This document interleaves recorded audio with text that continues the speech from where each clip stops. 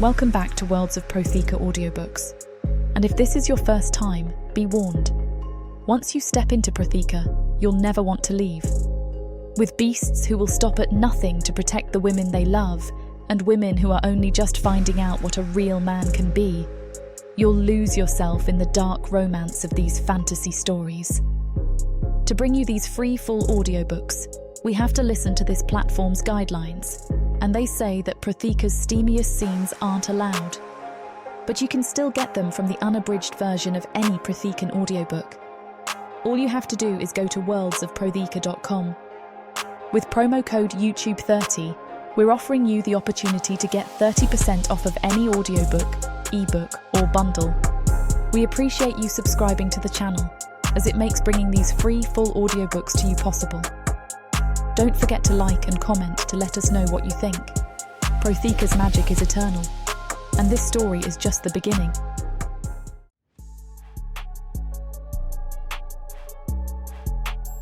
Chapter 1. Elena. The stench of sweat and desperation clings to the air like a sickness, soaking into my skin no matter how much I try to wash it away. Every corner of this place reeks of rot. Rot of the body, rot of the soul. The brothel never sleeps, only shifts between the howling laughter of drunk orcs at night and the grim silence of dawn when their appetites are momentarily sated. I press my back against the wall, the stone cool through the thin fabric of my dress.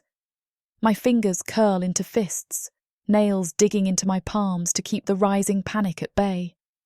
The dim lantern light flickers overhead, casting jagged shadows across the dirt-streaked floor. It's always this dim in here, like they're afraid too much light might remind us of what we've lost, or worse, what we've become. I glance toward the door at the end of the hall. Father should be back by now. He said he'd only be gone for a few hours, just long enough to find food, maybe trade what little we had left. A loaf of bread, a handful of dried meat, anything to keep us alive another day. But hours turned into the whole night, and now it's nearly morning. Something's wrong. I know it in my bones. Elena! I turn at the sound of my name, Madame Rael. Her voice is like gravel grinding against steel, sharp and unpleasant, just like the woman herself. She stands at the top of the stairs, her beady eyes narrowing beneath her tangle of grey hair. Get down here, now. My heart drops into my stomach, but I force myself to breathe. What is it? Don't make me repeat myself, girl. Her lip curls. There's something you need to see. I don't move at first. I've learned the hard way not to trust her words, not to follow blindly. But something in her tone feels different this time. Heavier. Ominous. With a slow, reluctant step, I make my way down the stairs, the worn wooden boards creaking beneath my feet. Every instinct tells me to run, but there's nowhere to go. Not yet. When I reach the bottom, the room smells of blood. And there, laid out on the cold stone floor, is my father. His eyes are open but empty, staring at nothing. Blood pools beneath his head, a stark contrast to the pale grey of his skin. His body looks smaller than I remember, frail in death. His hands are twisted, his fingers curled like claws, as if even in his final moments he fought. Number, no, no, no! My voice cracks, barely more than a whisper. I drop to my knees beside him, shaking his shoulders, my fingers slipping on the blood. Father, wake up. You promised you'd come back. He's gone. Madame Rael's voice is cold, unfeeling. Picked a fight with the wrong orc, it seems. Stupid man. You could have helped him, I snap, fury burning through my grief like wildfire. Help him? She laughs, the sound harsh and grating. You think I risk my neck for a broken-down old scholar? No, girl. You know the rules of this world. My breath comes in ragged gasps, my vision blurred with tears. The world tilts beneath me, spiralling out of control. He was all I had. All we had. Lillia. Where's Lillia? I demand, my voice trembling. She should be here. She wouldn't have left him alone. Madame Rail's smile is thin and cruel. Oh, she's gone too, but not like him. The orcs took her. Said she'd make a fine gift for Gorvak the Unyielding. She clicks her tongue. A warlord's bride for Valentine's Day. Romantic, isn't it? I lunge at her, my fingers curling into claws, but she steps back, laughing. Careful, girl. You wouldn't want to end up like your father, would you? The room spins around me. My breath hitches in my throat, and for a brief, horrible moment, I think I'm going to pass out. But I can't. I won't. If Lillia's been taken, I have to get to her before it's too late. Without another word, I turn and bolt for the door, ignoring Madame Rail's shouts behind me. My feet pound against the ground as I sprint through the streets, the cold air biting at my skin. The city is a maze of shadows and broken stone, but I know it well. I've run these streets 1,000 times before, though never like this. Never with my heart lodged in my throat, terror clawing at my chest. I don't get far. A hand snags the back of my dress, yanking me off my feet. I hit the ground hard, the breath knocked from my lungs. The orc standing over me is massive, his tusks gleaming in the moonlight. He grins, his breath reeking of stale ale and blood. Well, well, he says, his voice a guttural growl. Where do you think you're going, little human? I kick and thrash, but his grip is iron. He hauls me to my feet, his eyes glinting with cruel amusement. You're coming with us. You'll make a fine addition to our camp. Panic surges through me like a tidal wave. I'm strong, but not strong enough to fight off an orc. I open my mouth to scream. And then the world explodes in a blur of movement and violence. The orc holding me stiffens, his eyes wide with shock as a blade bursts through his chest. Blood sprays across my face, warm and thick, as he collapses at my feet. A second orc turns, snarling, but he doesn't stand a chance. The newcomer moves like a storm-given flesh, faster than something his size should be able to move. His axe cuts through the air with a whistle, cleaving the second orc's head from his shoulders in one brutal swing. Silence falls, heavy and oppressive. I stare at the bodies on the ground, my chest heaving, my pulse thundering in my ears. Are you hurt? The voice is deep, rough but not unkind. I lift my gaze to the figure standing over me. He's an orc, taller and broader than the ones he just killed, his grey-green skin glistening with sweat and blood. One of his tusks is broken, his face marred by a jagged scar that runs from his temple to his jaw. Who are you? I manage, my voice barely a whisper. Dain, he says. His amber eyes lock onto mine, intense and unwavering. And if you want to live, you'll come with me. I hesitate, the weight of everything crashing down on me at once. My father, Lillia, the bodies at my feet. Why? I whisper. Why would you help me? His gaze hardens, his jaw tightening. Because I want them dead as much as you do. The promise in his voice is a dark and terrible thing, and for the first time in what feels like forever, a flicker of hope ignites in my chest. Help me find my sister, I say. His lips curl into something that isn't quite a smile. Deal. Chapter 2. Dain. Her scream cuts through the night, sharp and desperate, but it's not fear that makes me move. It's rage, hot and ancient, that drives me through the shadows like a knife through flesh. The smell of blood and sweat hangs thick in the air, and it calls to something dark inside me. I step into the clearing, my axe already in my hand, and the sight before me ignites a fire that's been smoldering for years. Orcs, filth in leather armor, laughing as they drag the girl to her feet. Another human, another life they'll snuff out or twist into something unrecognizable. Not tonight. The first one barely has time to turn before my axe finds his chest. The crunch of bone and the wet gurgle of his last breath are almost satisfying. Almost. The second one roars, reaching for his weapon, but he's too slow. He always was. I recognize his face, one of Gorvak's dogs. My axe cuts through his neck in a clean, practiced motion. His head rolls across the dirt, eyes still wide with surprise. Good. The girl stands frozen, blood splattered across her face, her chest rising and falling in frantic gasps.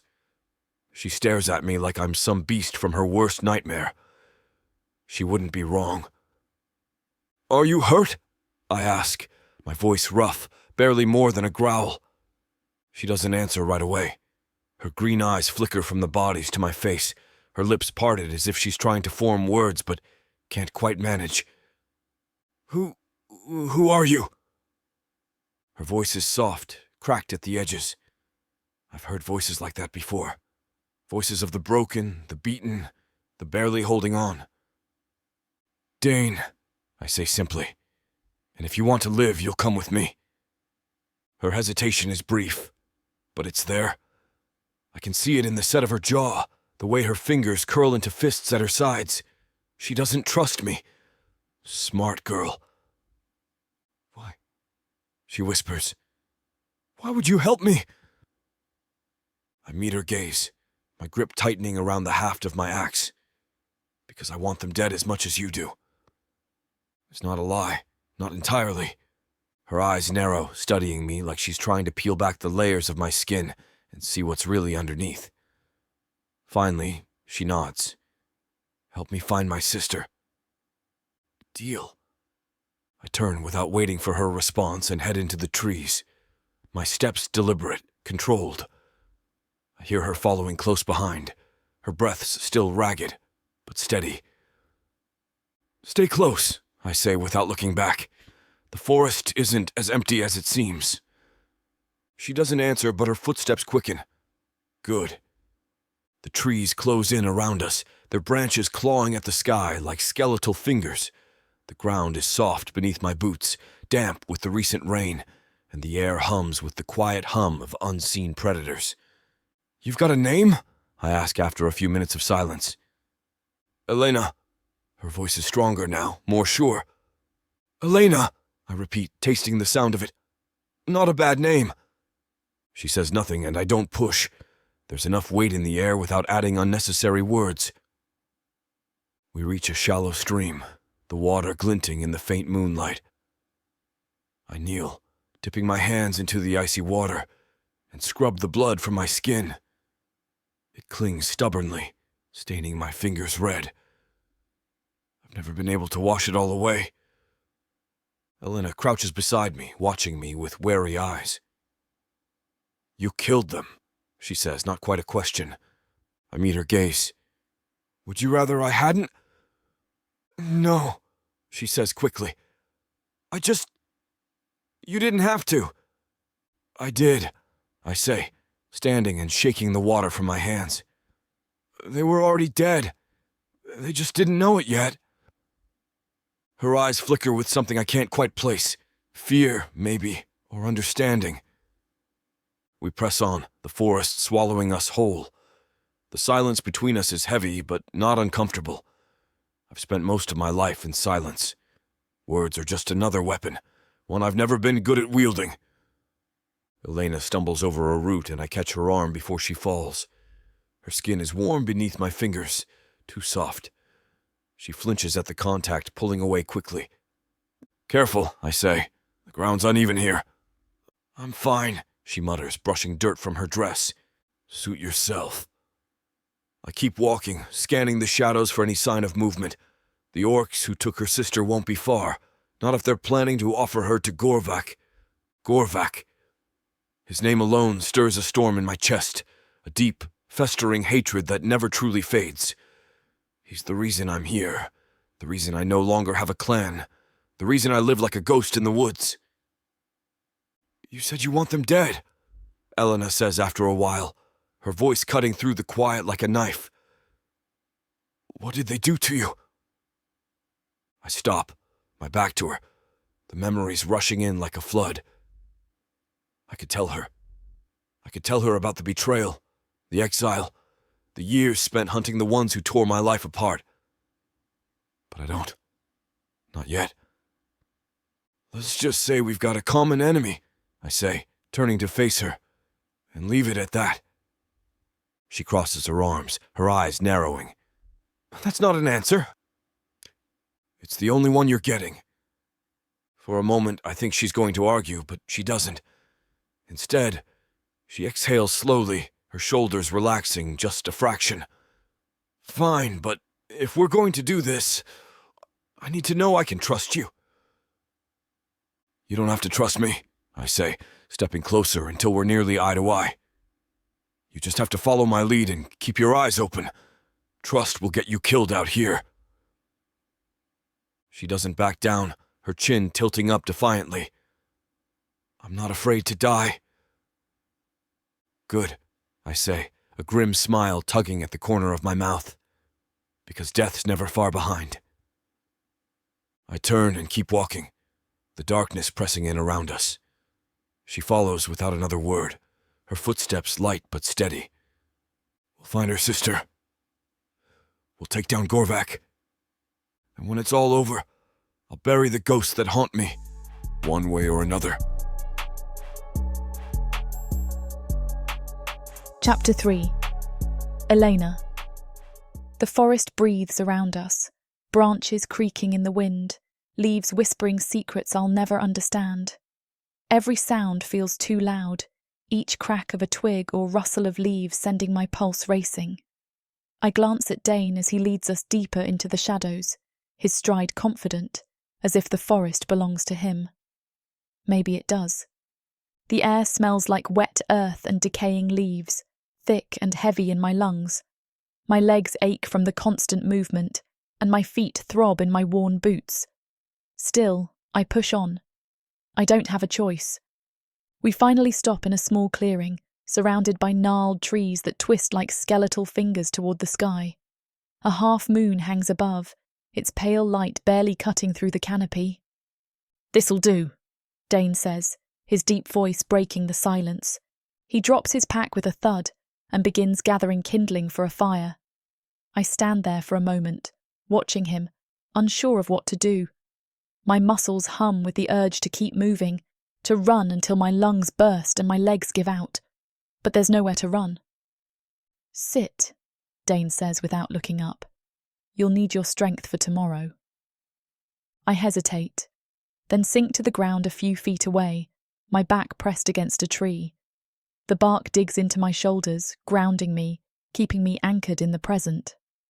Dain strikes flint against steel, and sparks catch on the dry twigs. The fire flickers to life, casting a faint orange glow over his face. His eyes, amber, almost golden in the firelight, catch mine for a split second before he turns away. "I'll keep watch," he says, his voice flat. "Get some sleep." I laugh, though there's no humour in it. Sleep? After the day I've had? He shrugs, leaning back against a fallen log.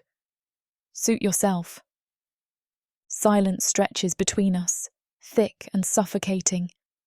I stare into the fire, watching the flames dance and twist, trying to focus on the heat instead of the gnawing emptiness in my chest. Father's gone. Lillia's gone. The words echo in my mind, a relentless drumbeat I can't escape. Dain's voice pulls me from the spiral. "Tell me about your sister." I glance at him, my brow furrowing. "Why do you care?" His expression is unreadable, his gaze steady. "I need to know who we're looking for." The answer makes sense, but it still feels like a lie. I wrap my arms around my knees, resting my chin on them. "Her name's Lillia. She's 17, smaller than me, with golden brown hair. She's soft, gentle, the kind of person who could find a reason to smile in a world like this." My throat tightens.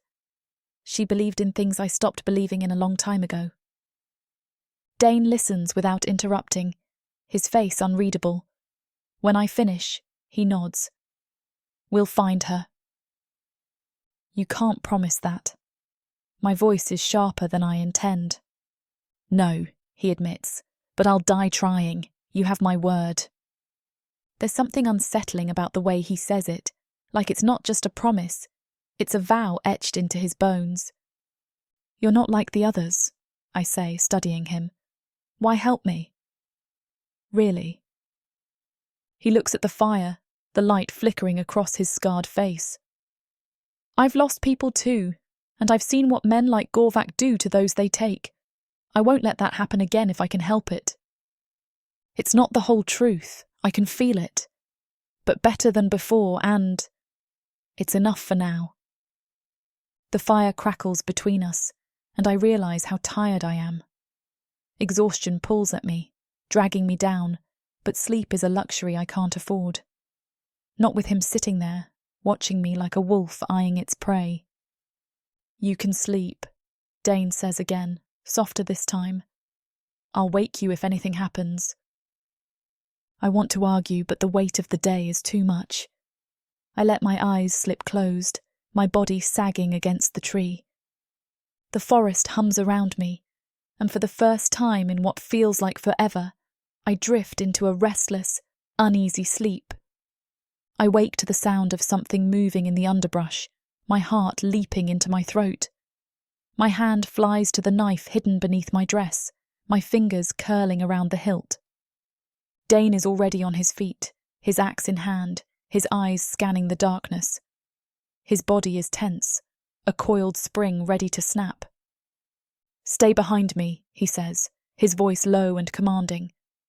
The sound grows louder, branches snapping, something large moving through the shadows. My pulse thunders in my ears as I grip my knife tighter. A deer bursts into the clearing, its eyes wide with panic. It skids to a stop, staring at us for a heartbeat before bolting back into the trees. Dain lowers his axe, his shoulders relaxing. Just a deer. My breath comes in ragged gasps, my chest heaving. Right, just a deer. You'll get used to it, he says, sitting back down. The forest plays tricks on you at night. I sit too, my legs trembling beneath me. I'll never get used to this. You will, Dain says, his tone matter of fact. Or you'll die. Those are the only two options. His words should terrify me, but they don't. There's a strange comfort in his brutal honesty, in the way he doesn't try to soften the edges of this world. I glance at him, the firelight casting shadows across his face. For a moment, I wonder who he was before all of this. Before the scars, the exile, the darkness that clings to him like a second skin. You're a hard man to read, I say quietly. He raises an eyebrow. Good. The corners of my mouth twitch in the faintest hint of a smile. I didn't say it was a compliment. Dain chuckles. A low, rough sound that sends a shiver down my spine. Fair enough. For the first time since this nightmare began, I feel something other than grief or fear. It's small, fragile, but it's there, a flicker of hope. We sit in silence, the fire crackling between us, and I realise that, for all my mistrust, I don't feel quite so alone anymore.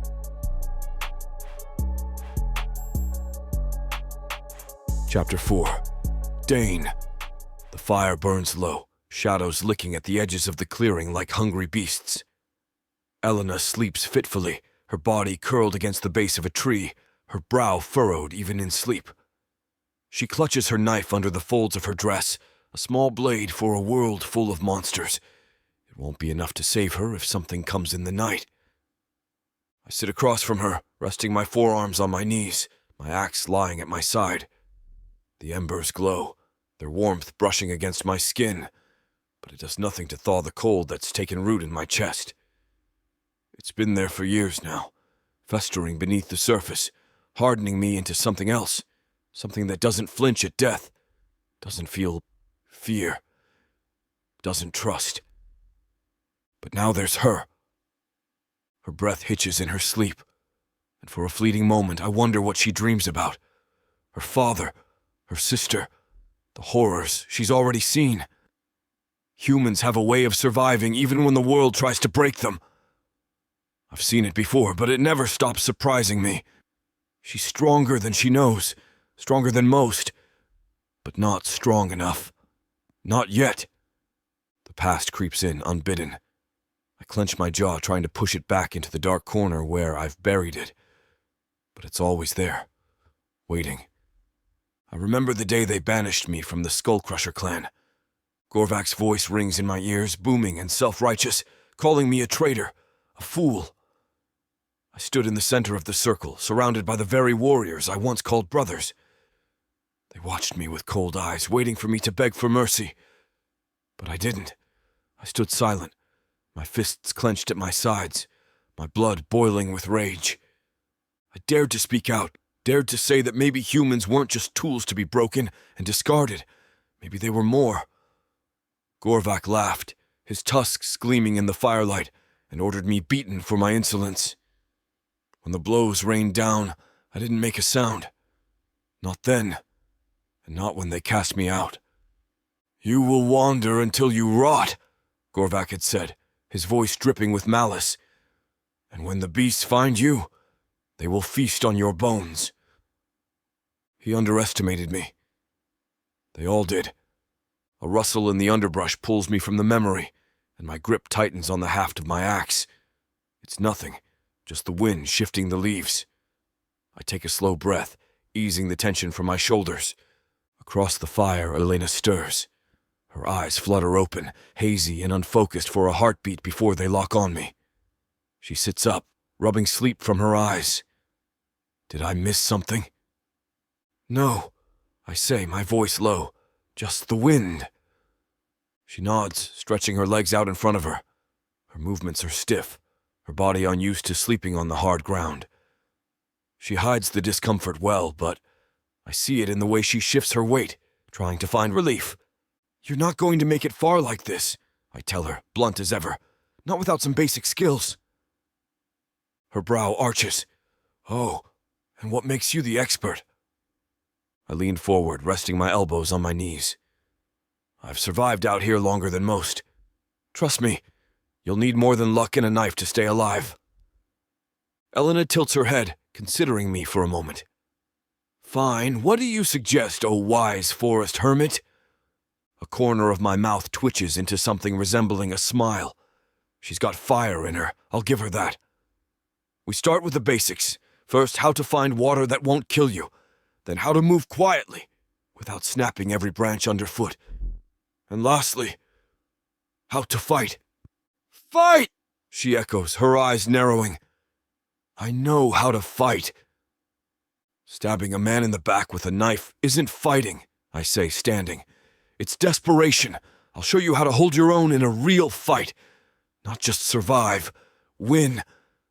She pushes herself to her feet, crossing her arms over her chest. "And what makes you think I want to learn from you?" I step closer, looming over her. "Because you're smart enough to know you need me. And because if you want any chance of getting your sister back, you'll take every advantage you can get."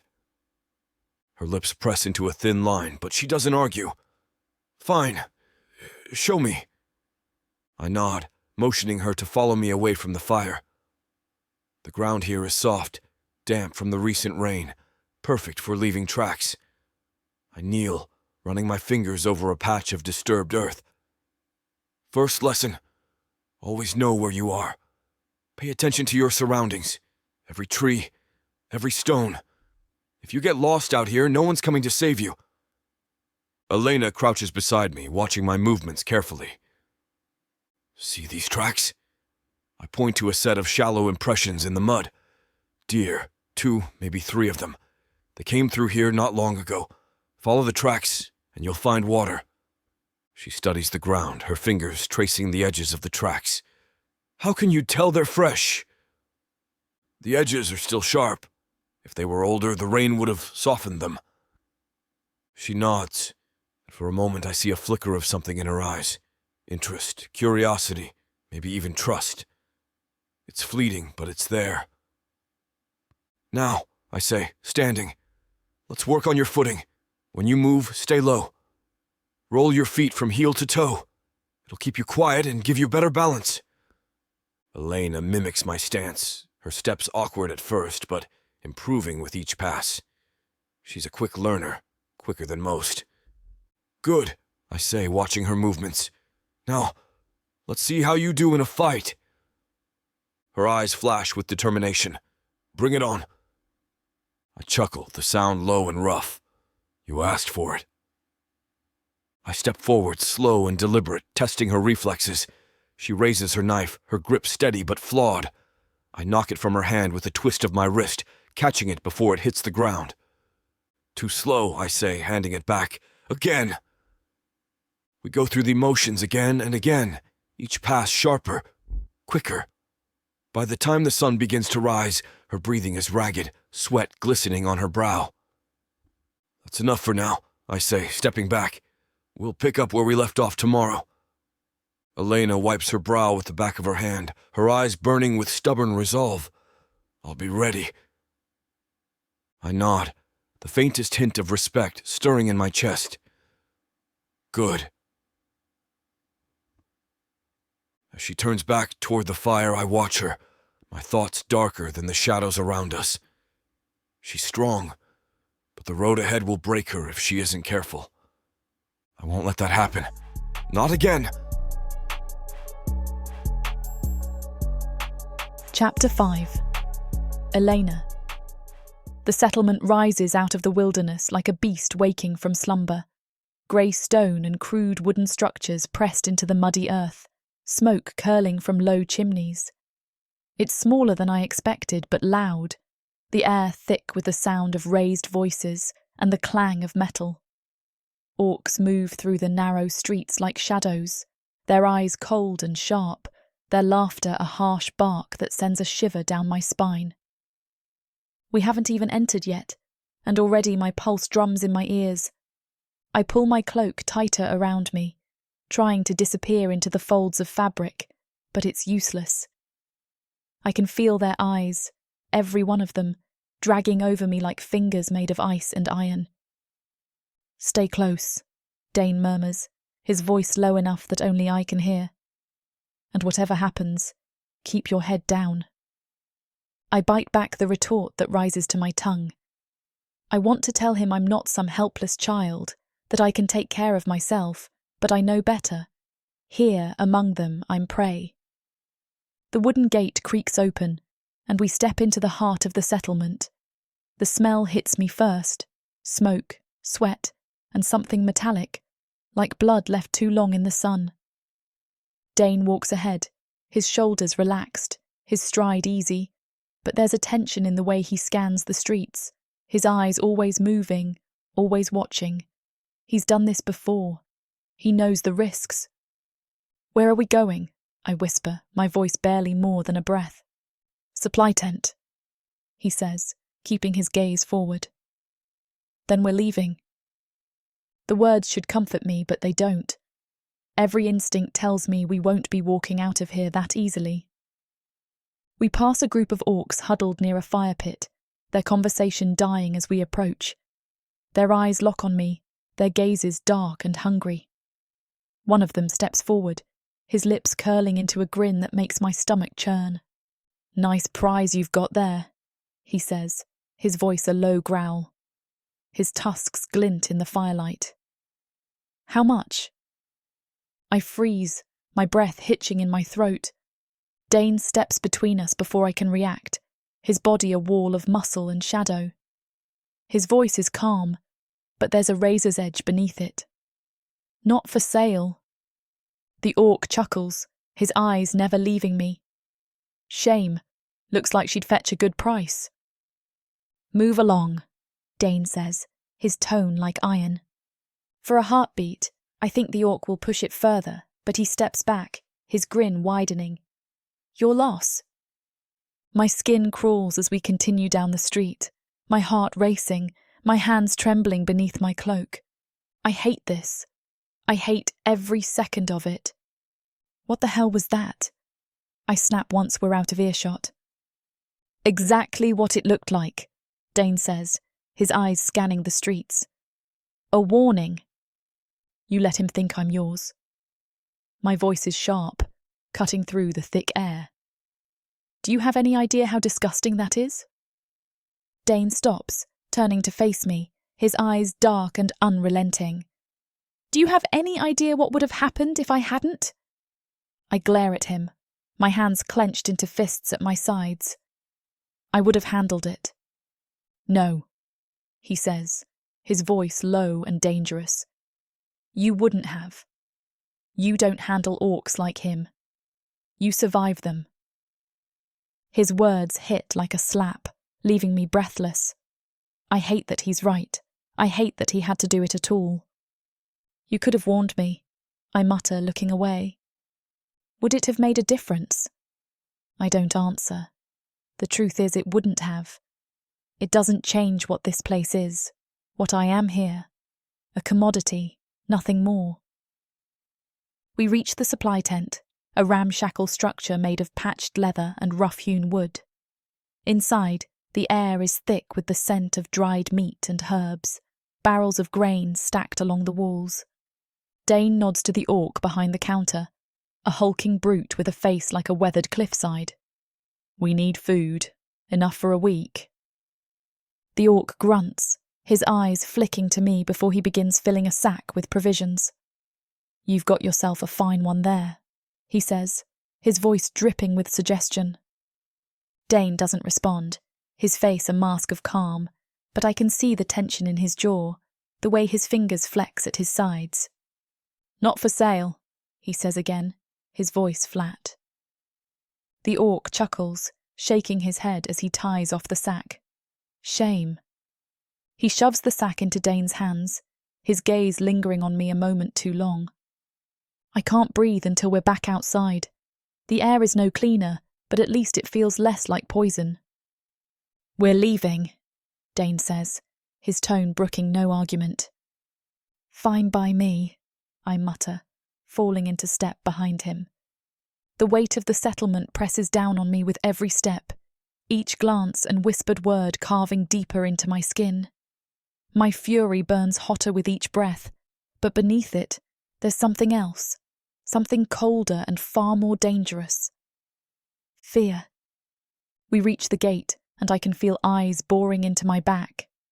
I don't look, don't give them the satisfaction. The gate creaks open, and we step back into the forest, the trees closing around us like a shield. I exhale slowly, my shoulders sagging with relief. Dain glances at me, his eyes unreadable. You're angry. No, I say, my voice trembling with suppressed rage. I'm furious. Good, he says, turning away. You'll need that. I watch him walk ahead, my pulse still thrumming in my ears. He's right, of course. I'll need the anger. I'll need every shred of strength and fire I have if I'm going to survive this. But that doesn't mean I have to like him for it.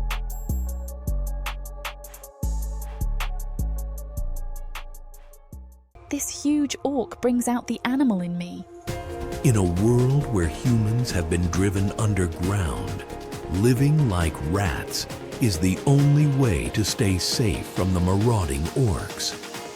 All my life, my only job has been to make sure I have enough to eat. These orcs of the Burning Sun clan will vow to keep their human mates safe.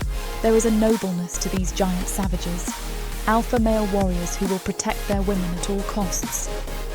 Get this complete series of books following the Burning Sun clan for 70% off.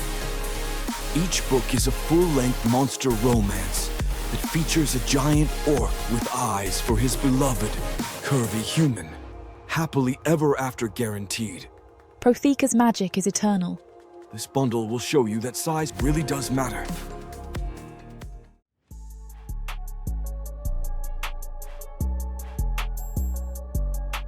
Chapter 6. Dain. The scent of the settlement still clings to me.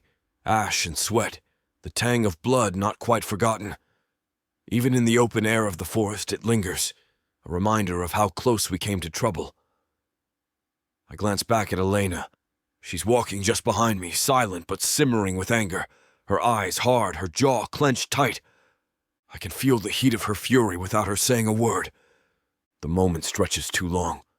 I've known enough rage in my life to recognize when it needs to be let out. Go on, I say, my voice calm but edged with challenge. Get it out of your system. She stops abruptly, her breath coming in short bursts.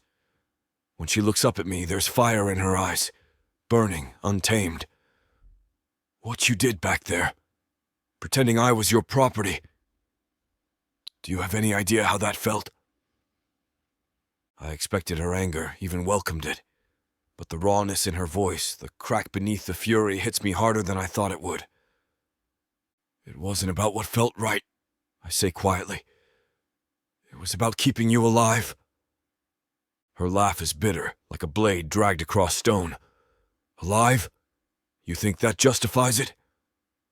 You stood there and let them talk about me like I was some object for trade. If I hadn't, you wouldn't have walked out of there at all. My voice remains steady, but there's an edge to it now, a steel that I don't bother hiding. Those orcs don't take kindly to defiance. They thought you were free. If they thought you were fair game, you'd already be in a cage. Her eyes narrow. So the solution was to make them think I already belonged to someone. To you? Yes, I say without hesitation. Because in their eyes, property is worth protecting. A free woman is just prey. The words hang in the air between us, sharp and ugly. She crosses her arms, her voice lowering into something colder, more dangerous. Do you know what it's like to be someone's property, Dain? To be traded, handled, ordered around like you're nothing more than a thing? I don't answer right away. I know she doesn't want an apology. An apology would be hollow, meaningless after what she's endured. No. What she wants is understanding.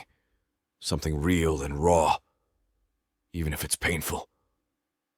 I know, I say finally, the words heavy. Not the way you do. But I've been owned in different ways. By my clan, by their expectations, by my own mistakes. There were days I didn't feel like I belonged to myself anymore. Not really.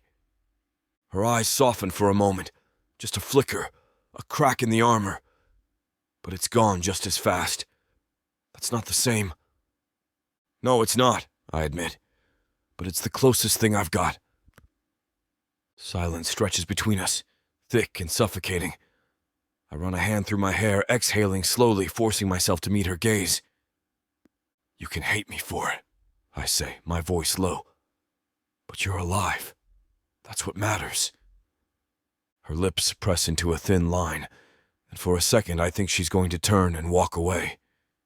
But instead she steps closer, her eyes searching mine. Do you really believe that? That survival is all that matters? Yes, I say without hesitation, because the dead don't get second chances.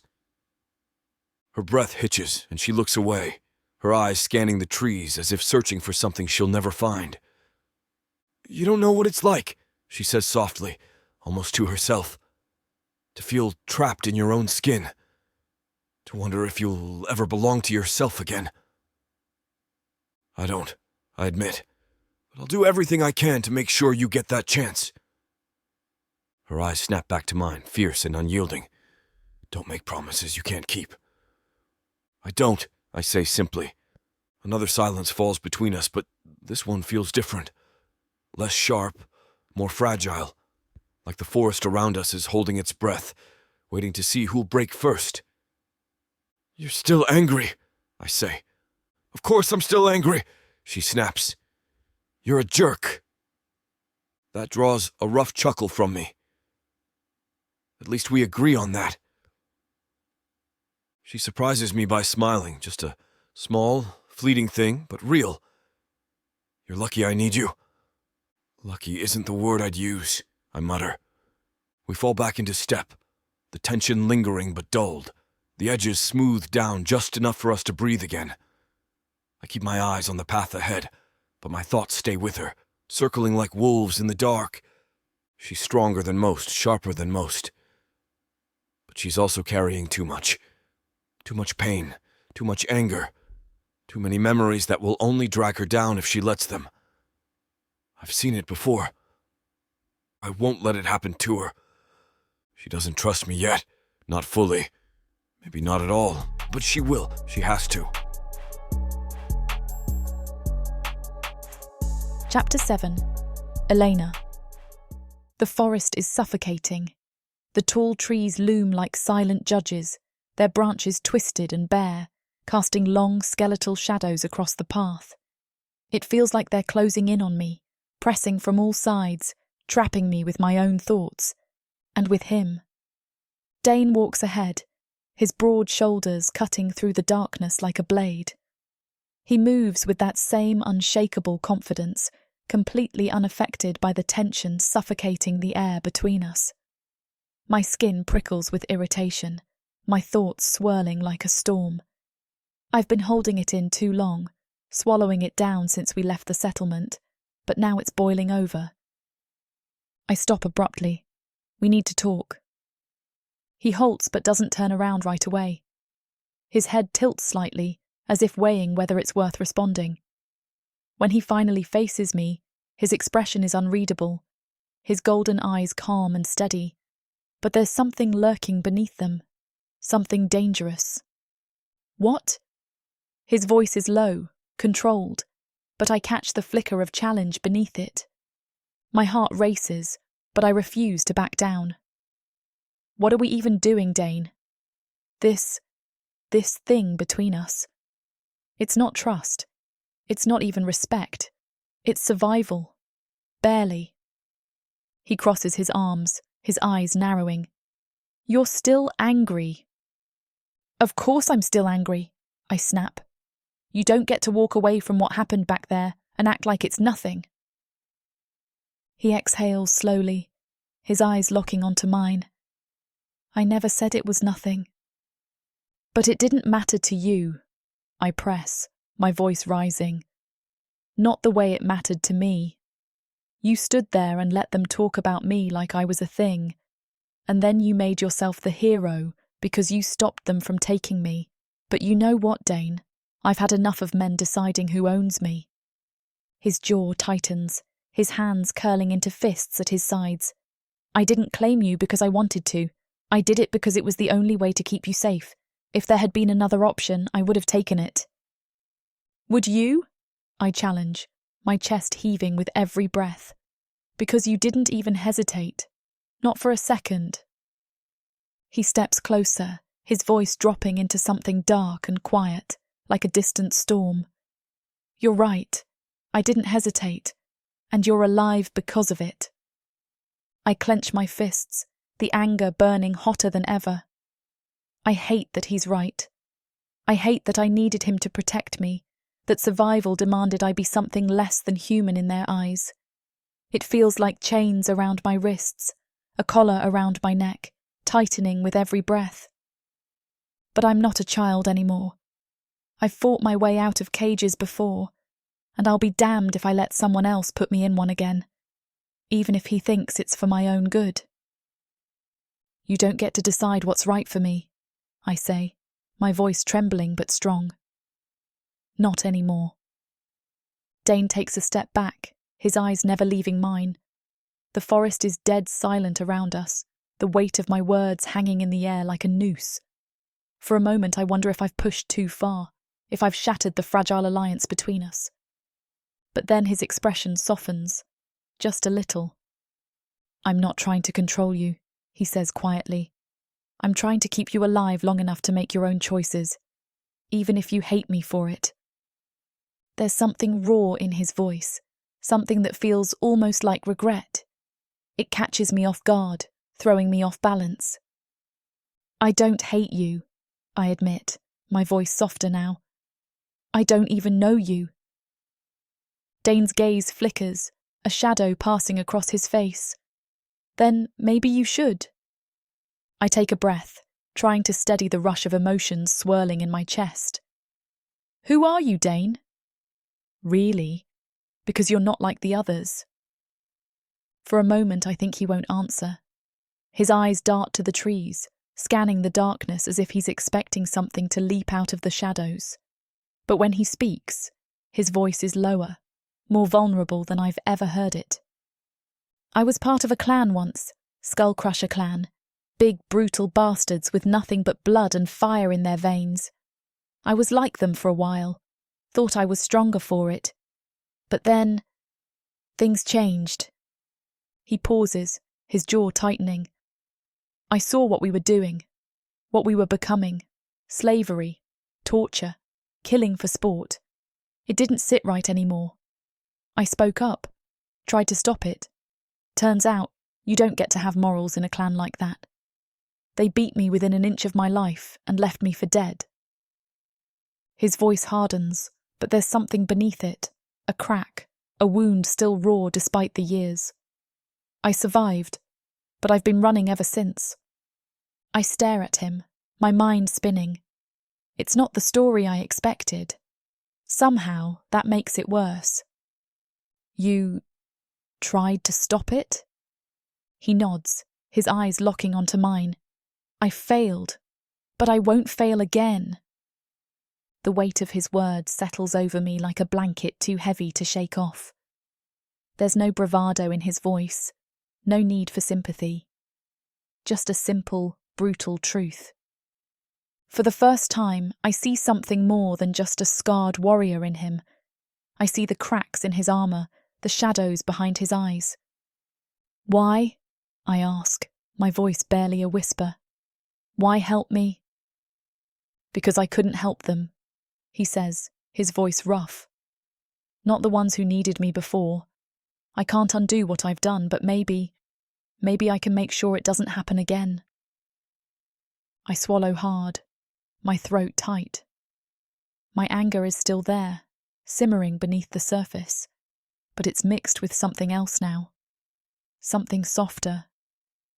Don't make promises you can't keep, I whisper. I don't, he replies. We stand there for a moment, the world shrinking down to the space between us. I can feel the heat of his gaze, the steady strength in his presence. I guess we'll see, I say, stepping back. But you're not off the hook yet. A ghost of a smile crosses his lips. I'd be worried if I was. We start walking again, the silence between us no longer suffocating, but something else entirely. Something fragile, but not unwelcome. For the first time, I think we might actually survive this. And maybe, just maybe, we'll find a way to trust each other. Chapter 8. Dain. The forest feels different tonight. The air hums with tension, thicker than usual, charged with something I can't quite name. It presses in around us, folding over our footsteps, swallowing every sound beneath the weight of its silence. Elena walks beside me now, closer than she did before. Not close enough to trust me completely, but not so far that she's ready to bolt at the first opportunity. It's a tentative peace, a thread stretched too thin, but it's something. I glance at her from the corner of my eye. Her chin is up, her eyes sharp and watchful despite the exhaustion I know she's trying to hide. She's stubborn, resilient in a way I've rarely seen in humans. Even now, after everything, there's a fire in her that refuses to die. I've seen others break under far less. You're quiet, she says suddenly, her voice cutting through the darkness. That's never a good sign. I smirk, shaking my head. You're not wrong. Her eyes narrow, suspicion flickering across her face. What's on your mind? I pause, considering my words carefully. For once, I don't want to lie, or dodge the truth. She deserves better than that. I've been thinking, I say finally, my voice steady but low, about this arrangement of ours. Elena crosses her arms, her gaze sharpening. What about it? I meant what I said before, I continue. I'll help you find your sister. I'll do whatever it takes to get her back. But there's more to it than that. She tilts her head, studying me like she's trying to read the unspoken words behind mine. Go on. I take a breath, the weight of the promise I'm about to make settling heavy on my chest. I've failed a lot of people in my life, People who needed me. People I should have protected. I won't make that mistake again. Not with you. Her eyes widened slightly, the firelight catching the green flecks in them. For a moment she's silent, her lips parted as though she's struggling to find the right response.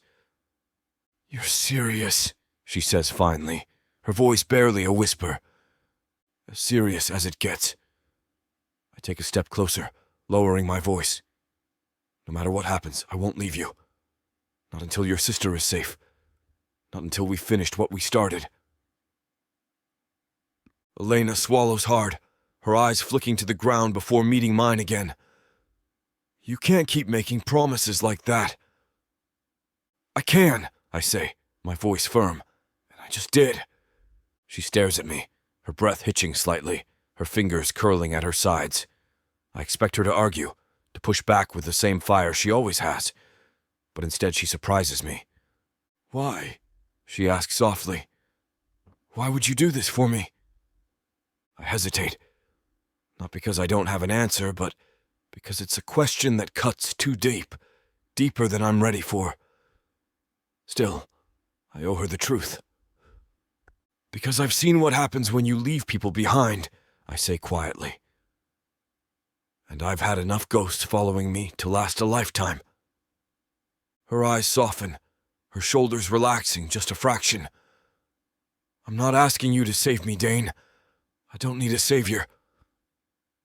"Fine, then what do you need?" I reply. "Pick something. I'll be that instead." A flicker of something, gratitude maybe, crosses her face. She nods, the faintest hint of a smile tugging at the corner of her lips. The tension eases between us, the silence that follows no longer quite so heavy. We keep walking, the forest stretching out around us like a dark sea, the trees creaking in the wind. "Where do you think they've taken her?" Elena asks after a while, her voice low but steady.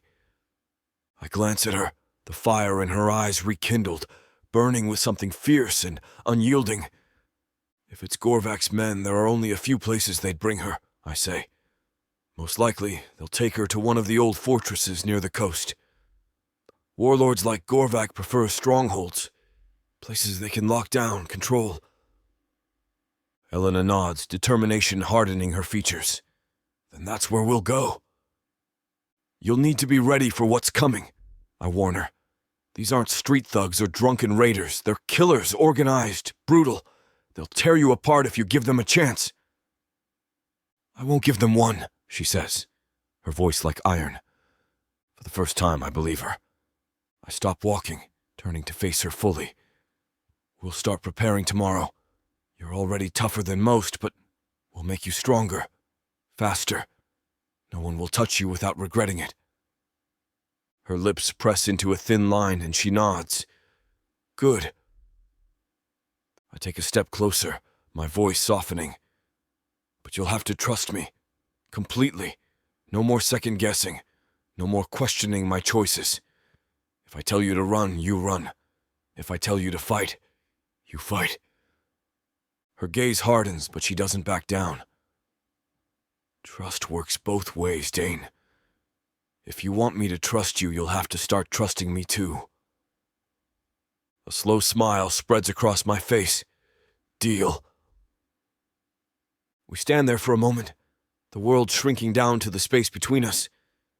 It's a fragile truce, but it's real, forged in fire and blood.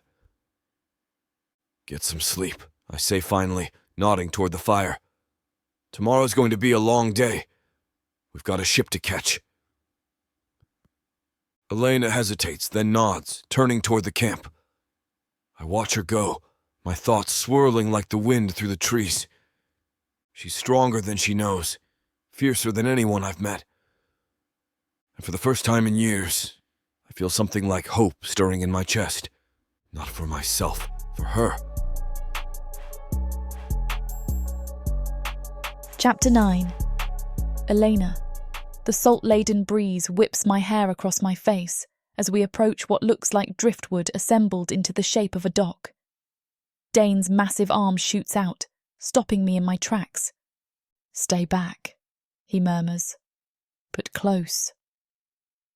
I squint at the weathered planks stretching into the grey waters. A ramshackle building perches at the end, its windows dark and uninviting. If we weren't specifically searching for it, I'd have dismissed it as abandoned debris from the last storm. "How did you even spot this place?" I whisper. "Not now." Dain's eyes remain fixed on the shack. Movement catches my attention. The door creaks open, and I blink in surprise as 3 humans emerge, weapons glinting in their hands. My heart skips. After days of running from orcs, the sight of my own kind feels surreal. "Smugglers," Dain says under his breath, "getting people to safety across the water." That's far enough. One of the men levels a crossbow at Dain's chest. The others flank him with drawn swords. I step closer to Dain, watching the standoff unfold. The smugglers' faces are hard, weathered by sea spray and paranoia. Their clothes are practical, dark colours that blend with the misty coastline. "I said stop moving." The crossbow wielder's hands are steady, professional. "We don't deal with orcs." Dain raises his hand slowly, but I notice his muscles are coiled, ready. "Your business model might need updating," he says. The youngest of the 3 men steps forward, his eyes softening as they land on me. "Miss, are you all right? Where did this orc take you from?" My fingers wrap around Dain's forearm. The muscle beneath his skin tenses, but he remains still. "No, you don't understand. He saved me. He's helping me." "Helping you?" The crossbow wielder barks out a laugh. "Lady, I don't know what lies he's fed you, but..." "He killed 2 orcs who were trying to hurt me." The words tumble out fast and sharp. "He's different." The 3rd man, sporting a weathered face and a scar across his jaw, steps closer. "How'd you find this place?" "Nobody finds this place by accident." "I'm not here to cause trouble," Dain says, his voice low and steady. "And I'm not interested in your operation." "Right." The scarred man's hand tightens on his sword hilt. "Just happened to stumble on our hidden dock with a human girl in tow. We need passage across the water." Dain's shoulders remain relaxed despite the weapons trained on him. "My companion's sister was taken, that's all." The youngest man scoffs. "And I suppose you're just helping out of the kindness of your heart?" Steel whispers against leather as 3 blades clear their sheaths. The crossbow's string creaks under tension. "Please," I step between them, my heart hammering. "He's telling the truth. My sister, Dash." "Step away from him, miss." The crossbow doesn't waver. "We'll get you somewhere safe." The scarred man takes a step toward me, but Dain moves faster than someone his size should be able to. His massive frame blocks the man's path, and the wooden planks creak beneath his feet. "Touch her," Dain's voice drops to a dangerous rumble, "and you'll learn exactly how much you value your life." The crossbow wielder's finger twitches on the trigger. Salt spray mists my face as waves crash against the dock posts. "Please," I say, meeting each of their gazes. "My sister's only 17. She was taken by Gorvak's men." My voice cracks. "Without Dain, I'll never reach her. He's already saved my life twice." The youngest man's sword point dips slightly. "Gorvak, the warlord?" "The same," Dain says.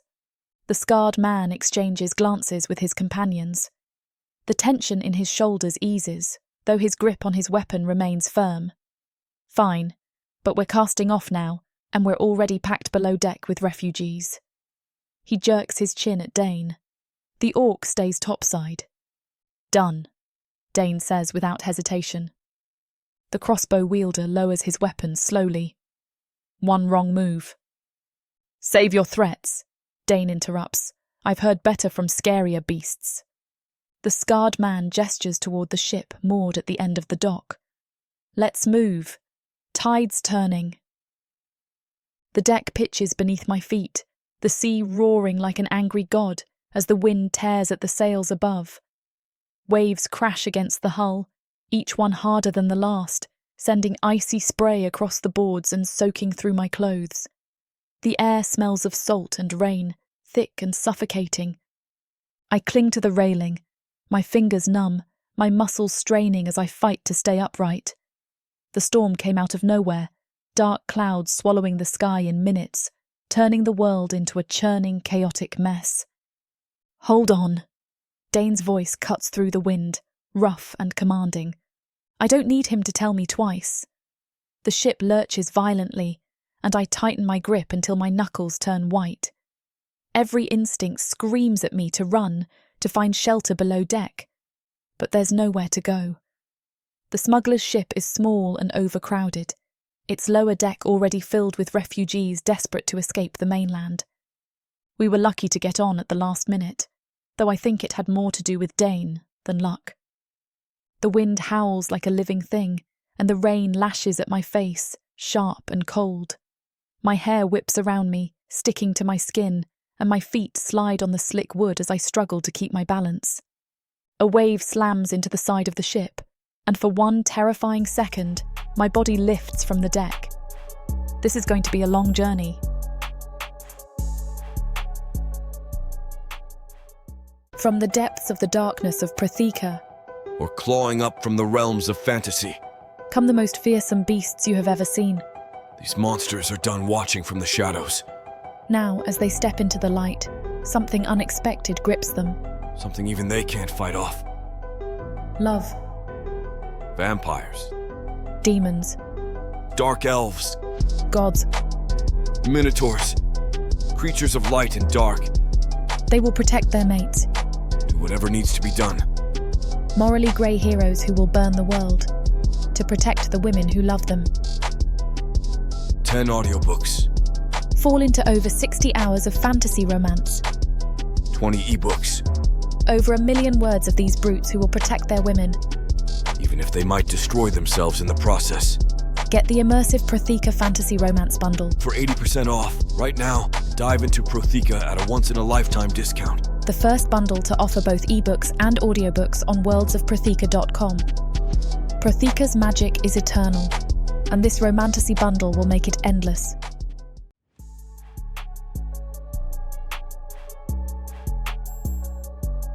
Chapter 10. Eleanor. The ship creaks and groans as if it's alive, writhing beneath the force of the storm. The wind screams around me, ripping at my clothes and stinging my skin with icy rain. Waves crash against the hull, sending torrents of seawater across the deck, and each impact feels like the world might shatter beneath me. I can't tell where the sea ends and the sky begins. It's all one chaotic, churning black void, and I'm trapped in its heart. I cling to the railing, my fingers aching from how tightly I'm holding on. My knuckles are pale, my breath coming in short gasps. Every muscle in my body screams for rest, but I can't let go.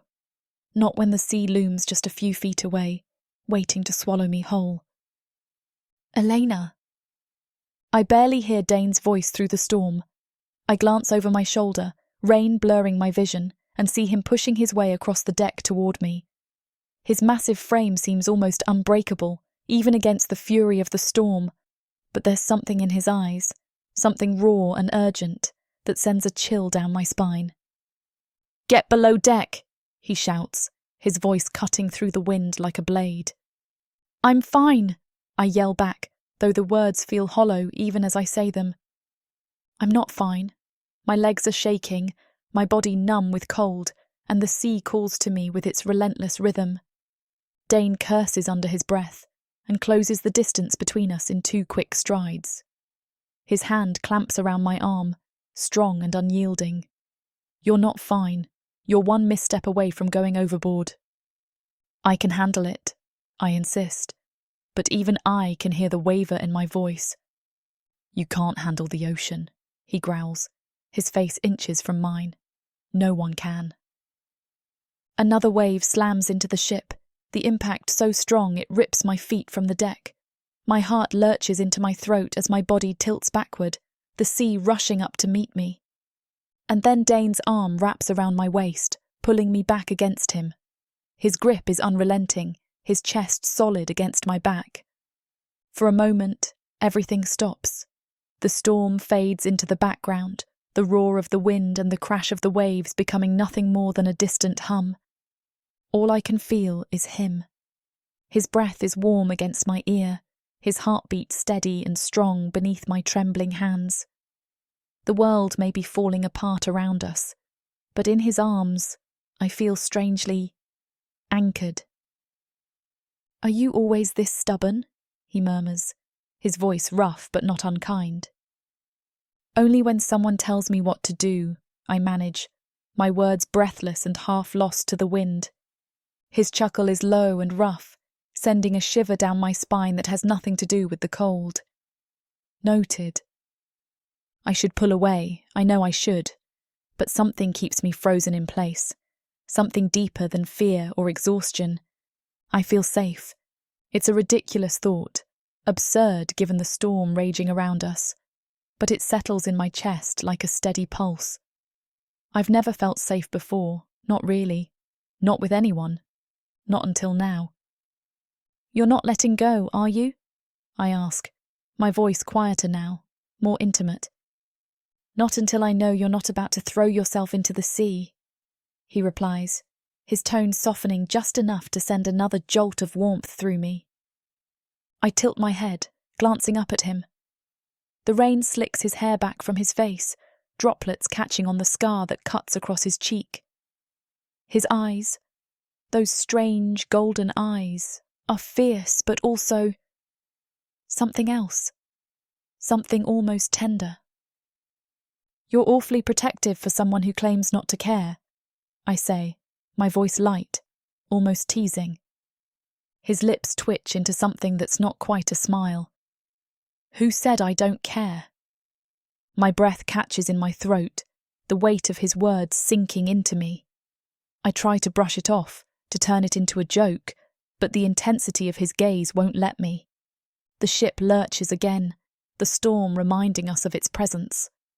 Dain's hold on me tightens, his fingers pressing into my waist just enough to keep me grounded. "Come on," he says, guiding me toward the hatch that leads below deck. "You'll be safer down here." I follow him without protest, my body still humming with the aftershocks of the storm, and something else I can't quite name. The space below deck is cramped and dark, filled with the smell of damp wood and the soft murmur of voices. I lean against the wall, my breath finally starting to steady. Dain stands in front of me, his eyes never leaving mine. His hair drips onto his shoulders, his clothes soaked through, but he doesn't seem to notice, or care. "You didn't have to do that," I say after a moment. "Do what?" "Save me." His eyes darken, his jaw tightening. Yes, I did. The intensity in his voice leaves no room for argument. It's not just an answer, it's a vow. "Why?" I whisper. For a heartbeat, I think he won't answer. But then his gaze softens, his voice dropping to a whisper. "Because losing you isn't an option." The air between us feels too heavy, too charged. My chest tightens, my pulse quickening for reasons that have nothing to do with the storm. "I'm not yours to lose," I say, but the words feel weaker than they should. His eyes hold mine, unwavering. "Aren't you?" My breath catches, my thoughts scattering like leaves in the wind. I open my mouth to respond, but the words won't come. My fingers curl into the worn leather of his armour, and I pull him down to me before I can think better of it. His lips are surprisingly soft against mine, a stark contrast to his battle-hardened exterior. The kiss is gentle, hesitant at first, but I feel the tension in his body, the careful restraint as he holds himself back. His hands hover at my sides, not quite touching me, like he's afraid I might shatter. I can sense the storm of emotions behind his measured response. Desire warring with discipline, need fighting against nobility. When I pull away, his amber eyes are wide with surprise, darker than I've ever seen them. The dim light below deck casts shadows across his face, making the scar on his cheek seem deeper, more pronounced. What was that? His voice is barely above a whisper, rough with desire. I look up at him, letting a small smile play across my lips. A thank you. The words hang between us in the cramped space, weighted with everything we're not saying. His chest rises and falls with quick, shallow breaths, and I realise my hands are still gripping his leather straps, keeping him close. I don't know why I did that, but I can't seem to find reason to regret it.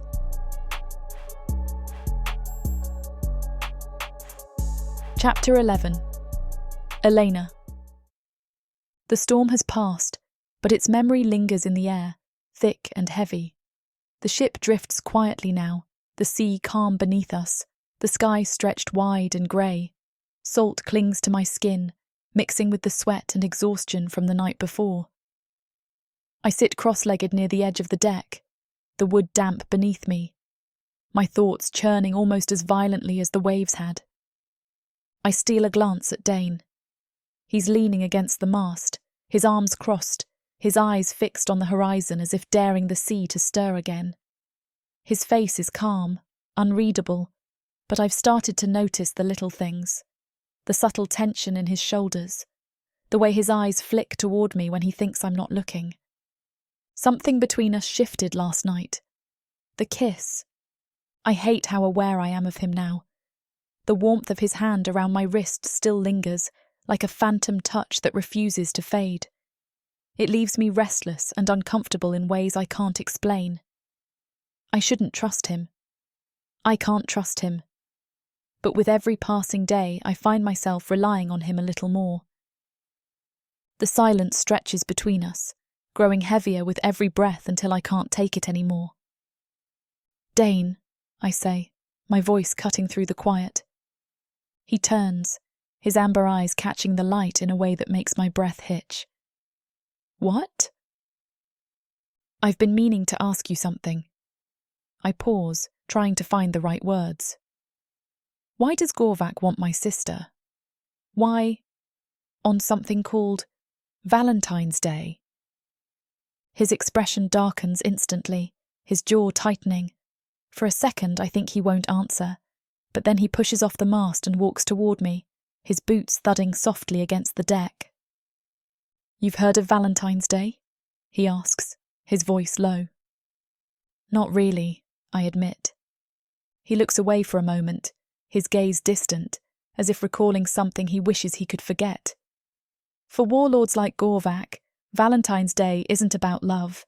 It's about taking, about claiming something, someone, as a trophy, a show of dominance. They hold rituals, force women into marriages under the pretense of honouring tradition. It's not about connection, it's about possession. The air leaves my lungs in a rush. I knew Gorvak was a monster, but somehow this feels worse, more personal. So, that's what he wants with Lillia, I whisper, the words barely audible. To parade her around like some prize. Dain nods, his jaw tightening. If we don't get to her before Valentine's Day, he'll make her his bride. Not because he wants her, because it will solidify his power. She'll be trapped, used. My stomach twists, nausea rising in my throat. The thought of Lillia, sweet, kind Lillia, forced into something so twisted, so cruel, makes my skin crawl.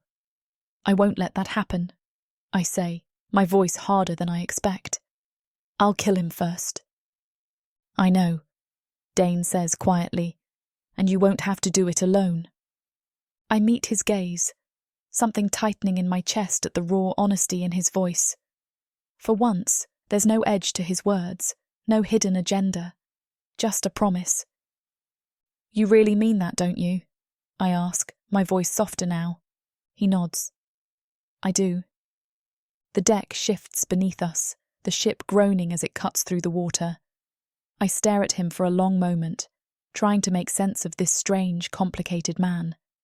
He's not like the orcs I've known, nothing like the monsters who have taken so much from me. He's something else entirely, something I can't quite name. "Thank you," I say, the words feeling inadequate but necessary.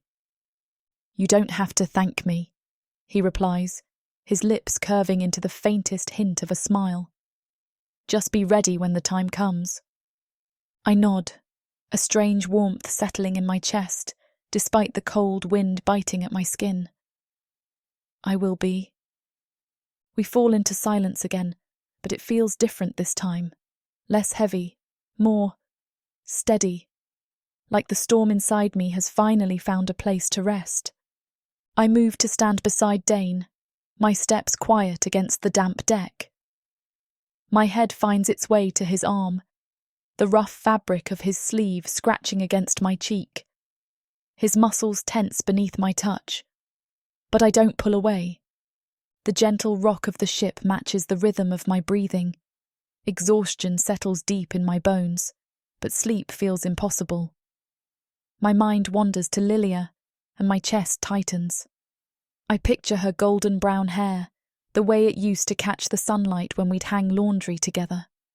Her gentle hands that would braid my hair at night, humming those sweet melodies our mother taught us. Now she's in Gorvak's fortress. The thought sends ice through my veins. Has he already claimed her, made her one of his brides? The weeks have blurred together since that night. The blood on the brothel floor, father's lifeless eyes, Lillia's screams. It all turned into nights under the stars, training every morning, learning to hunt and fight, and how to walk an unbearable distance until the sun set. And here I am, on a ship crawling across endless water, still so far from reaching her. Dain remains rigid beside me, his breath shallow and controlled. The distance between us spans mere inches, yet sometimes it feels like leagues. His presence anchors me, even as guilt gnaws at my insides for finding comfort in these quiet moments while Lillia suffers. The waves lap against the hull, marking time's cruel passage.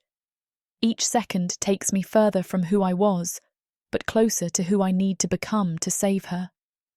The morning sun breaks through the clouds, warming my skin, but doing nothing to thaw the cold fear in my heart.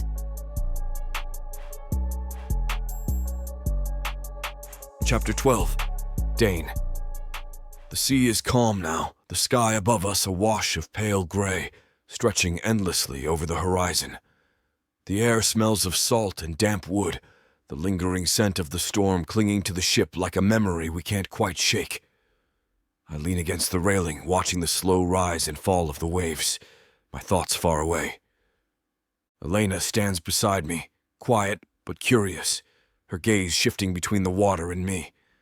She's always watching, measuring, questioning, never quite trusting but inching closer to it with every passing moment.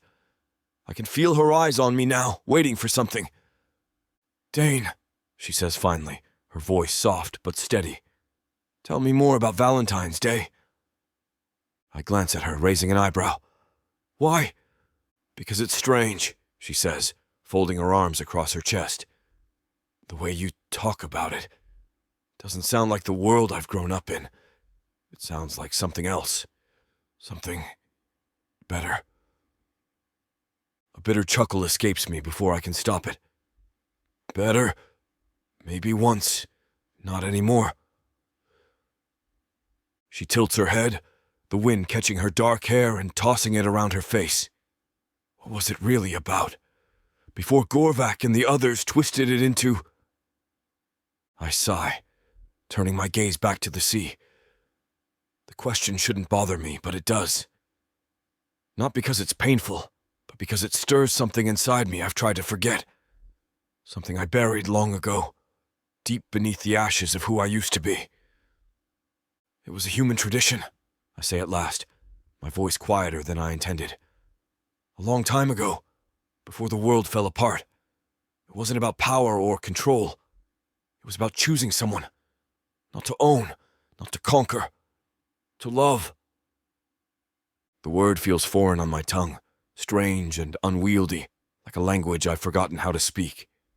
I glance at Elena, expecting her to laugh, to scoff at the idea of something so fragile, so impossible in a world like ours. But she doesn't. She just watches me, her eyes dark and thoughtful. Love, she repeats, as if tasting the word for the first time. What does that even mean? I let out a slow breath, my fingers tightening around the railing. I don't know. Not really. I read about it once in an old human book I found years ago. Some forgotten piece of their history. It talked about love like it was magic.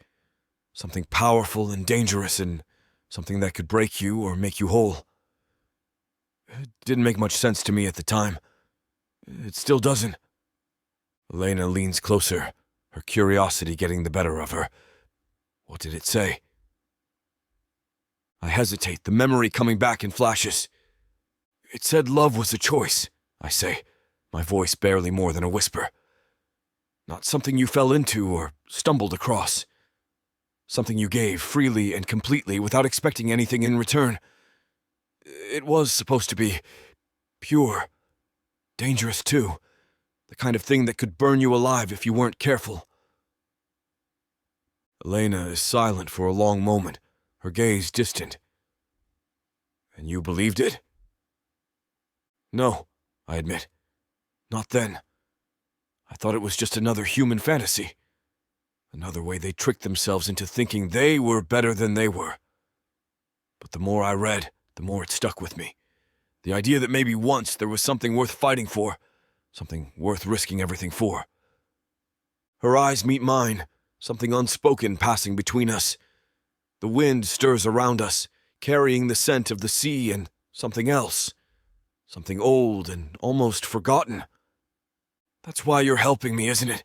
She says, her voice soft but certain. Because you believe in it. The question catches me off guard. I want to deny it, to push the idea away before it takes root. But I can't. Not with her standing there, her eyes full of something I don't know how to name. Maybe, I say after a long pause. Or maybe I'm just tired of watching everything fall apart.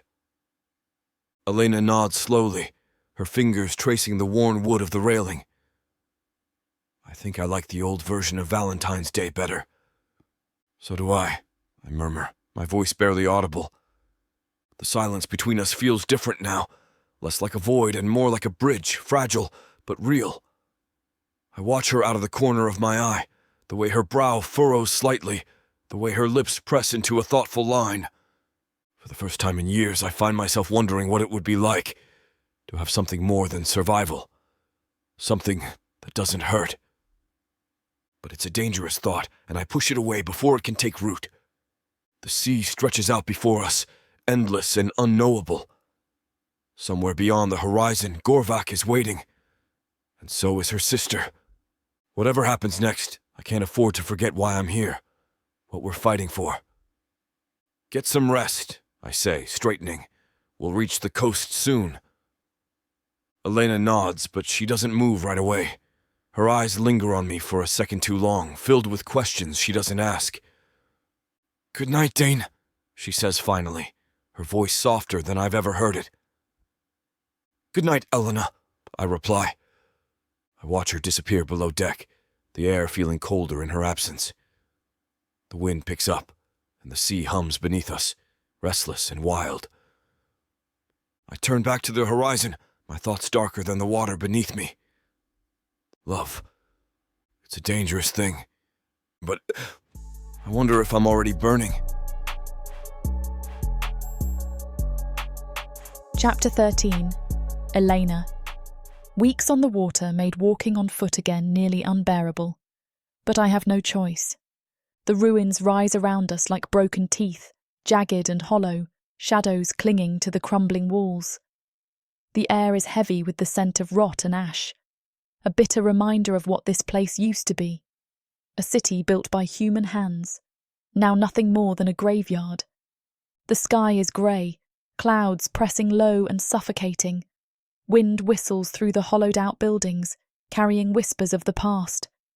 I keep my steps light, my eyes scanning every shadow, every alley.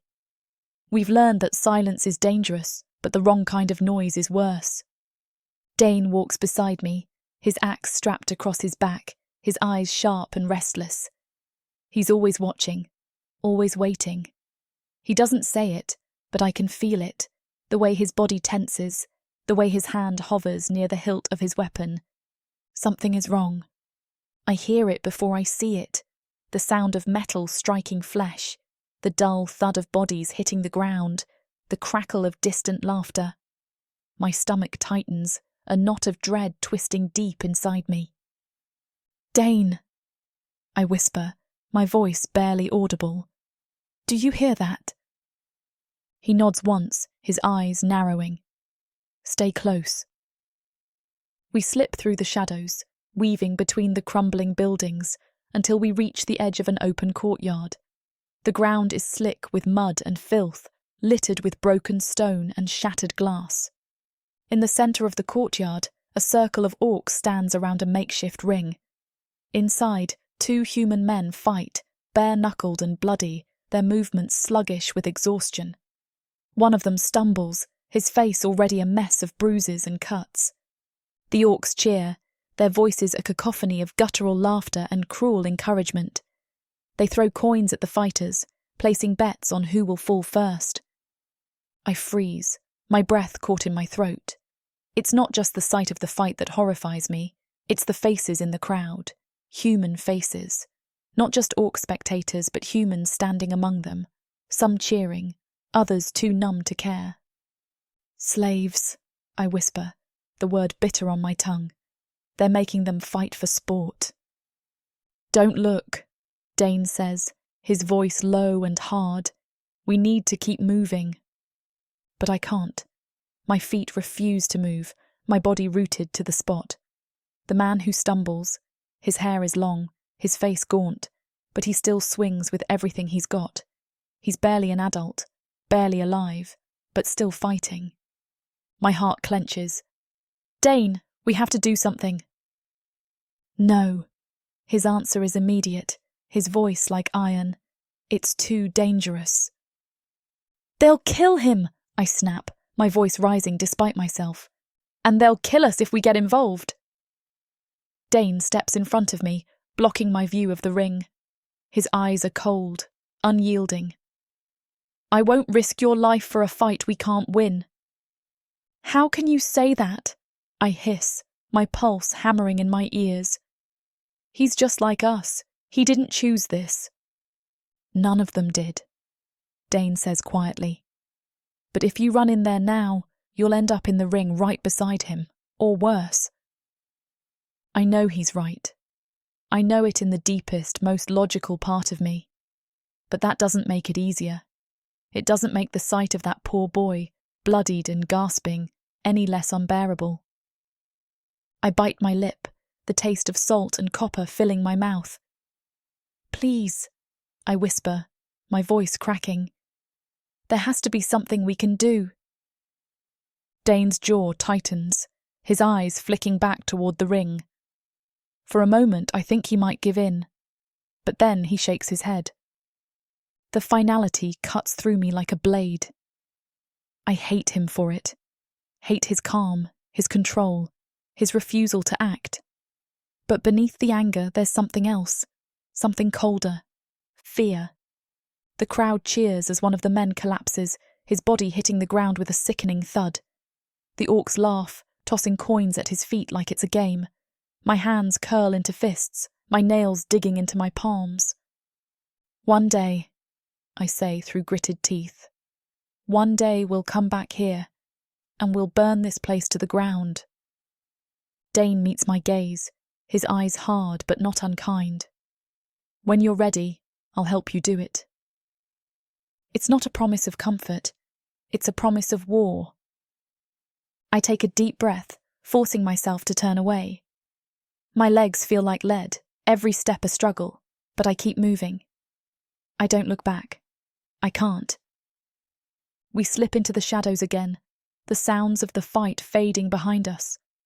But the images stay with me, the blood, the laughter, the broken bodies. They etch themselves into my mind, a brand I'll carry forever. We walk in silence for a long time, the weight of what we've seen settling over us like a shroud. I feel raw, exposed, like a wound that refuses to heal. "You did the right thing," Dain says eventually, his voice quiet but firm. I shake my head, my throat tight. It doesn't feel like it. Hardly does. I glance at him, surprised by the softness in his voice. He doesn't look at me, his eyes fixed on the path ahead, but there's something in his expression. Something haunted. "Have you ever had to walk away before?" I ask, my voice barely above a whisper. "Yes." The words hang in the air between us, heavy and painful. I want to ask him more, to peel back the layers of whatever ghosts haunt him, but the look in his eyes stops me. I nod, swallowing hard. "We'll come back," I say again, more to myself than to him. "We will," Dain promises, his voice steady. "But not today." We keep walking, the ruins closing in around us, the wind whispering promises of revenge. Not today, but soon.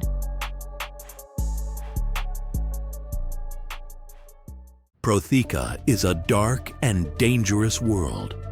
My parents sold me to the dark market. I am the avatar of chaos, and nothing will stop me from fulfilling the prophecy. And the quest for godhood has made it even darker. Looks like you're the only one left. Take a step forward. Delia only seeks her freedom. A gilded cage is still a cage. But Thorn has something else in mind for her. It's her. She's the woman from the prophecy. My key to godhood. Will they be able to escape their fate? Get every episode from worldsofprotheka.com right now. Get the series bundle and score a 70% discount. Protheka's magic is eternal, and this series is just the beginning.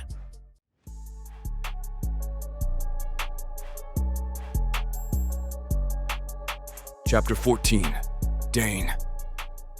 The night is colder than it should be, the chill biting through my skin, sharp and unforgiving.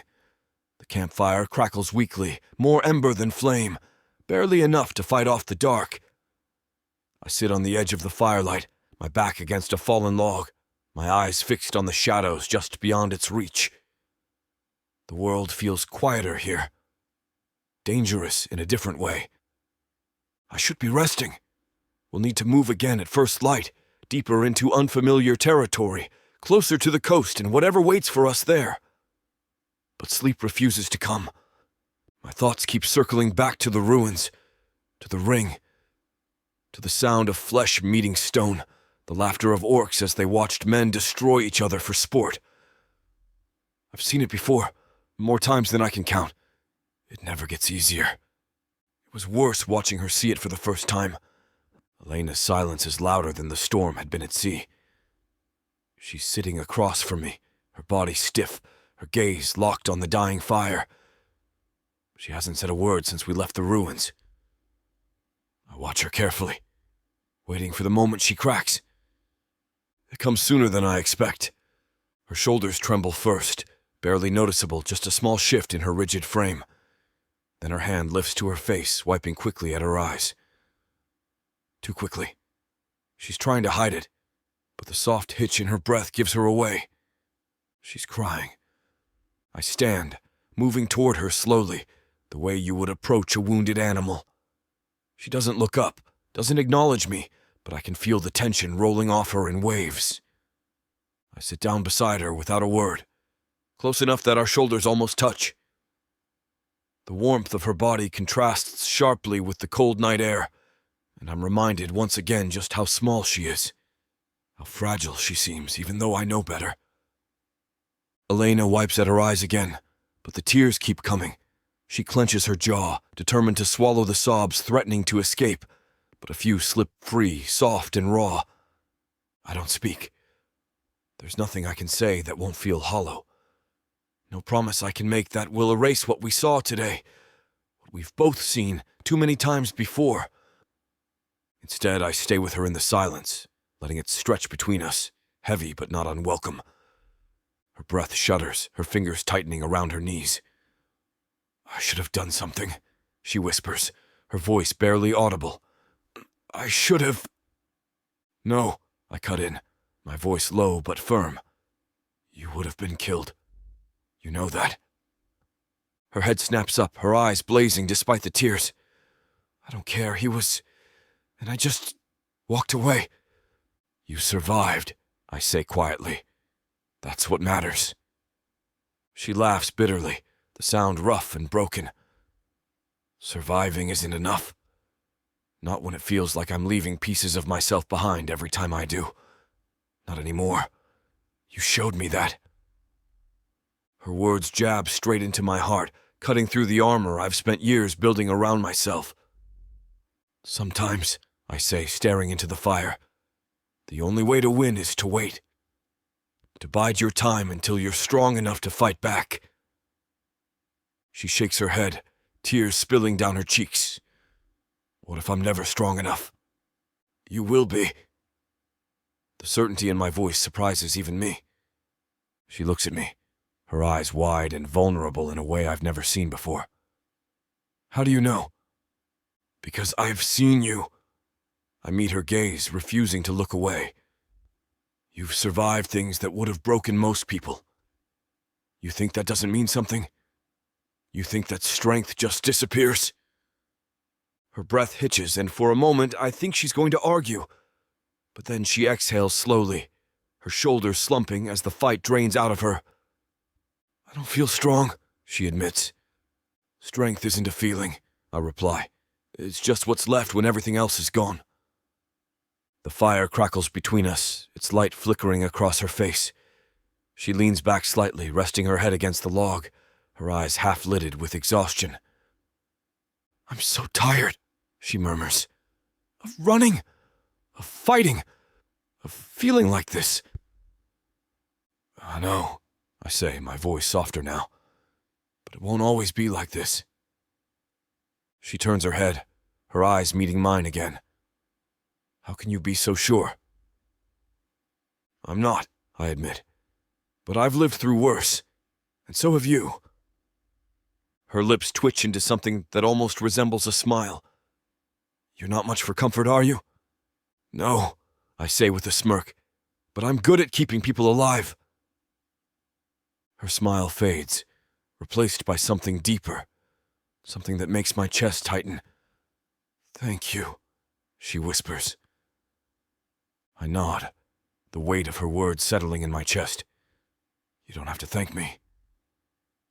Her eyes lock onto mine, something fierce and unspoken burning in their depths. Before I can process what's happening, her hand slides to the back of my neck, fingers tangling in my hair. She pulls me down, and her lips crash against mine. The world narrows to this single point of contact. Her mouth is soft, insistent, tasting of salt and something sweeter. My blood rushes hot through my veins, every nerve ending alive with sensation. It's just like on the ship, but different too.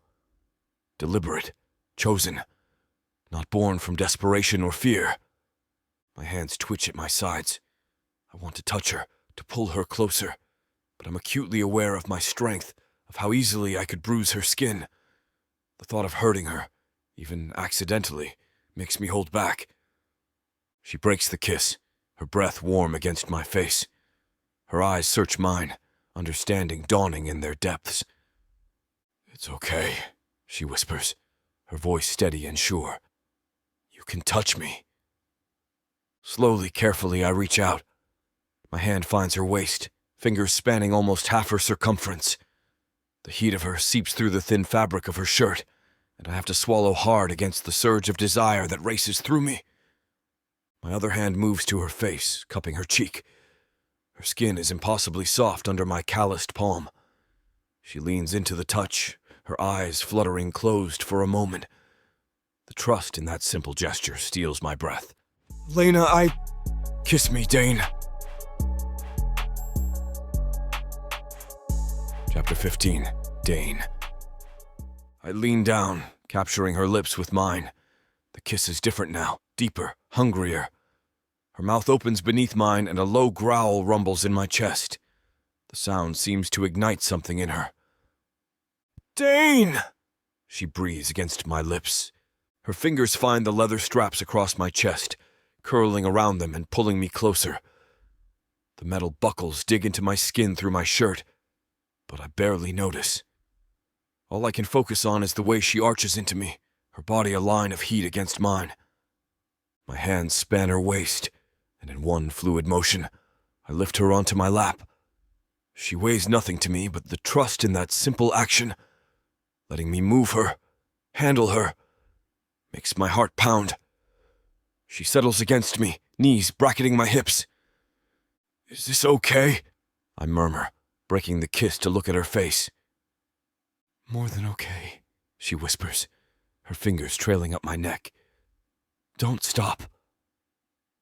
I capture her mouth again, one hand sliding up her back while the other cups her face. She tastes like starlight and wilderness, like everything I've denied myself for so long. Her fingers tangle in my hair, tugging slightly, and I groan. "Elena," I breathe against her lips. "You don't know what you do to me." She pulls back just enough to meet my eyes, her own dark with desire. "Show me." Her hips roll against mine, slow and deliberate. My hands grip her waist, every muscle in my body taut with restraint. The weight of her, the heat, it's almost too much to bear. "Elena." My voice comes out rough, strained. She responds with a soft moan, her fingers digging into my shoulders. The sound sends a jolt through me, and I have to force myself to stay still, to not grip too hard. Her movements grow bolder, more insistent. The curve of her neck beckons, and I can't resist. I lean in, pressing my lips to her pulse point. Her skin is silk against my mouth as I trail kisses down to her collarbone. The scent of her, wild herbs and sea salt, fills my lungs. "Oh, Dain." The way she says my name, breathless and wanting, nearly breaks my control. I pull back, though it takes every ounce of willpower I possess. Reaching up, I brush strands of dark hair from her face, letting my fingers linger on her cheek. The size difference between us has never felt more stark. My hand could span her entire face. "I don't want to hurt you." The words come out barely above a whisper. Her eyes meet mine, those green depths filled with understanding and something else that makes my chest tight. "It's okay," she says, placing her hand over mine. "We can take it slow." The way she says it, so innocent and gentle, makes a growl rumble deep in my chest. "Elena," I warn, my voice a low thrum of desire. Her eyes widen slightly, and I see the flicker of fear mingled with her arousal. It's a stark reminder of the differences between us, my size, my strength, and the care I must take. I'm no gentle lover, but I would cut out my own heart before I hurt her. She's a vision before me, the firelight casting a warm glow over her skin, making her look ethereal. Her dark hair spills over her shoulders like a shadowy waterfall, and her green eyes hold a world of trust and longing that humbles me. I reach out, my hands trembling slightly as I trace the line of her jaw. Her skin is soft, softer than anything I've ever touched. She leans into my touch, her breath hitching as my fingers trail down her neck, over her collarbone. With deliberate slowness, I begin to undress her, my rough, Orcish fingers fumbling with the ties and laces of her worn clothes. Sorry for the interruption. I know you were gearing up for a steamy scene, but it's way too hot for this platform. If we want to keep sharing our stories for free, we have to abide by this platform's guidelines. To get the full, unabridged audiobook, go to worldsofprotheka.com. Browse through unabridged audiobooks, countless ebooks, and bundles offered at a discount. If the thought of me whispering all the dirty details into your ear isn't enticing enough, use discount code YouTube30 to get 30% off of all digital products. Story after story, audiobook after audiobook, the Worlds of Protheka are waiting for you. Protheka's magic is eternal. But unabridged, it's unforgettable.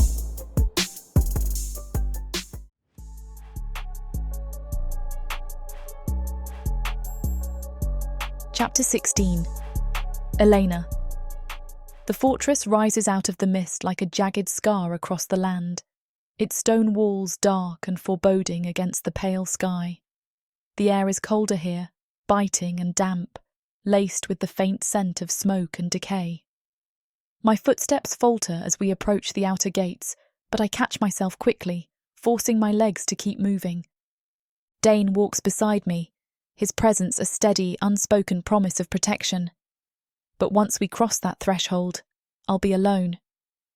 The thought twists my stomach into knots, but I swallow the fear, bury it deep where it can't betray me. The gate looms ahead, its iron bars slick with rain. Orc guards stand at either side, their eyes sharp, their hands resting on the hilts of their weapons. I keep my head down, my cloak pulled tight around me, my face hidden in its shadow. I'm just another woman looking for a place in the warlord's house, a piece of property waiting to be claimed. The thought makes me sick. "You know what to do," Dain murmurs, his voice low enough that only I can hear. It sends chills down my spine, delicious, as the memory of last night flashes in my mind. I nod, unable to trust my voice. His hand brushes mine, the briefest of touches, but it steadies me. "I'll be close," he says, his amber eyes locking onto mine. "You won't be alone for long." I cling to that promise as the gates creak open, revealing the courtyard beyond. The world inside the fortress is darker than I imagined. The stone walls rise high, hemming me in, casting deep shadows across the muddy ground. The scent of sweat and iron hangs heavy in the air, mingling with the faint, acrid tang of old blood. I can feel their eyes on me, orc guards, servants, other women who look as worn and hollow as the stones beneath their feet. They glance at me with curiosity, some with pity, others with something colder. A tall orc approaches, his face a mask of indifference, his eyes calculating. His armour is worn but well kept, his tusks gleaming like daggers in the dim light. "You're the new one?" he asks, his voice a low rumble. I force myself to nod, keeping my expression blank. "Yes." He looks me over, his gaze lingering too long. My skin crawls, but I don't flinch. Not here. Not now. "Follow me," he says, turning sharply on his heel. I trail after him, my heart pounding in my chest. The fortress is a maze of corridors and archways, each darker and more oppressive than the last. The walls seem to close in around me, the air thick and heavy. We pass through a wide hall where men sit at long tables, laughing and drinking, their voices echoing off the stone. The orc leading me doesn't slow down, weaving through the crowd with practiced ease. I keep my eyes forward, my footsteps light. The hall narrows, the noise fading into a dull hum behind me. We stop at a heavy wooden door, its surface scarred and worn.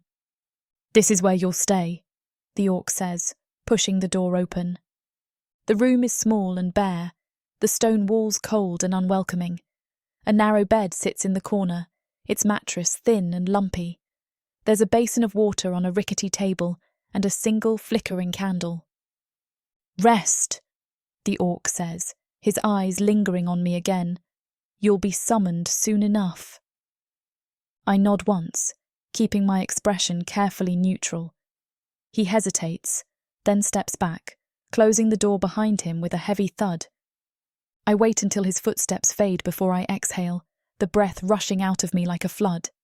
My hands tremble as I lower my hood, the cold air biting at my skin.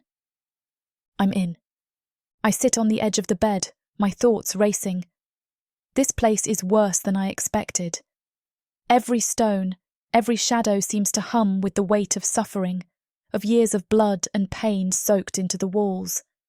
I reach for the small knife hidden beneath my cloak, running my fingers along its edge. It's not much, but it's enough. A knock at the door startles me, and I slip the knife back into its hiding place. The door creaks open, and a woman steps inside. She's older than me, her face lined with years of hardship, her eyes tired but kind. "You're the new girl," she says, her voice soft. I nod. "Yes." She looks me over, her gaze lingering on my face. "You've got fire in you. I can see it." I swallow, unsure how to respond. "That'll either save you or get you killed," she says, crossing her arms. "Be careful which one you choose." "I'll be careful," I promise. The woman nods, a faint smile touching her lips. "Good. My name's Mara. If you need anything, find me." "Thank you," I say, surprised by the warmth in my own voice. Mara studies me for a moment longer, then turns to leave. She pauses in the doorway, glancing back over her shoulder. "The warlord likes new toys," she says quietly. "Stay out of his way until you have no choice." The door closes behind her, leaving me alone once again. I sit in the silence, my pulse racing, my thoughts tangled and messy. This place is a nightmare, but it's exactly where I need to be. Lillia is somewhere in this fortress. I'll find her. I'll find her, and I'll tear this place apart stone by stone if I have to. And I have an orc to help me do it. Chapter 17. Dain. The air down here is thick and suffocating, laced with the stench of damp stone, rot, and something older, something worse. The tunnels beneath the warlord's fortress are narrow and twisted, like the veins of a dying beast. Shadows pool in every corner, shifting in the flickering light of my torch. I move quickly but carefully, my footsteps barely a whisper on the cold stone floor. The map Elena gave me is clutched in my hand, its edges crumpled from my grip. I trace the lines with my eyes, committing each turn and corridor to memory. I trust her, but only as much as I trust anyone in this cursed world. Still, she hasn't failed me yet. The tunnel splits ahead. 2 paths, both descending into darkness. I pause, holding the torch higher, the flame crackling in the stale air. Right! Always right! I take the right-hand tunnel, my axe hanging heavy at my side, my fingers wrapped tightly around the haft. Every instinct hums with tension, every shadow a potential threat. This place is a labyrinth, built to confuse, to trap. I've seen fortresses like this before, relics from a time when humans ruled the land. Their kings built secret paths to escape or hide their treasures, but those paths always became something darker. A prison, a graveyard. A chill creeps down my spine, but I push it aside. There's no time for fear. Not down here. My own words echo in my mind from when I explained the plan to Elena. The tunnels run beneath the fortress, connecting the brothel chambers to the lower levels. Find the passage marked with the iron door. Lillia's somewhere beyond that. Iron door. Simple enough. Except nothing about this place is simple. The air grows colder as I press deeper into the tunnels, the torchlight barely enough to hold the darkness at bay. My eyes scan the walls, searching for the mark, a jagged scratch etched into the stone, barely visible in the weak light. There. I run my fingers over the mark, the stone rough beneath my touch. Just ahead, the tunnel curves, sloping downward into a cavernous space. My footsteps slow, my breath steadying as I reach the bottom. The iron door stands before me, its surface pitted with rust, the hinges thick with grime. I grip the handle and push. The door groans in protest, the sound loud in the oppressive silence. Beyond it lies a wider chamber, the air even colder, the darkness deeper. I step inside, my senses on high alert. The walls are lined with old iron cages, their bars bent and rusted. Chains hang from the ceiling, swaying gently in an unseen breeze. The smell is worse here. Old blood and despair, soaked into the stones. I keep moving, my footsteps soft, my eyes sweeping the room. There's no sign of anyone, no guards, no prisoners. Just the echo of my breath and the steady crackle of the torch. I hate this place. It hums with the weight of 1,000 untold stories, each one more brutal than the last. A soft noise draws my attention, a scuff of a boot against stone. I freeze, my hand tightening around the haft of my axe. I hear it again, faint but unmistakable. Someone's here. I extinguish the torch, plunging the room into darkness. My eyes adjust quickly, the faint light from cracks in the ceiling just enough to illuminate the space. I move toward the sound, my footsteps silent, my breath controlled. There's a figure in the shadows hunched over something I can't see. An orc, tall and broad, his armor gleaming faintly in the dim light. He hasn't noticed me yet. I grip my axe tighter, my body coiled like a spring. One strike, quick and clean. I move fast, crossing the distance in a heartbeat. The orc barely has time to react before my axe bites into his side, the blade sinking deep into flesh and bone. He gasps, a wet, ragged sound, and crumples to the ground. I kneel beside him, my hand clamping over his mouth to stifle the noise. His eyes widen, his breath coming in short, frantic bursts. "How many?" I hiss, my voice low and dangerous. "How many guards down here?" His eyes dart wildly, panic taking hold. Blood bubbles from his mouth as he tries to speak. "5, he chokes out. 5, maybe more. Patrolling, above." I nod, pressing harder. "Where do they keep the prisoners?" He gurgles, his body convulsing beneath my grip. "Lower chambers, east wing." His body goes limp, his eyes staring blankly at the ceiling. I stand wiping the blood from my axe with a rag. Lower chambers, east wing. I've got my heading. I move quickly, slipping back into the shadows, my footsteps light and measured. The air grows colder with each step, the weight of the place pressing down on me like a heavy cloak.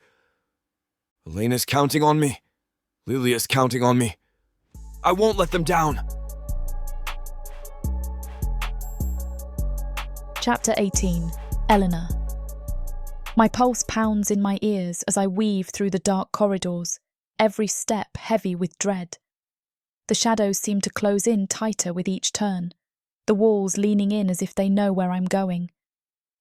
I shouldn't know this place so well after only a few days, but suffering leaves marks, ones I've learned to recognize too easily.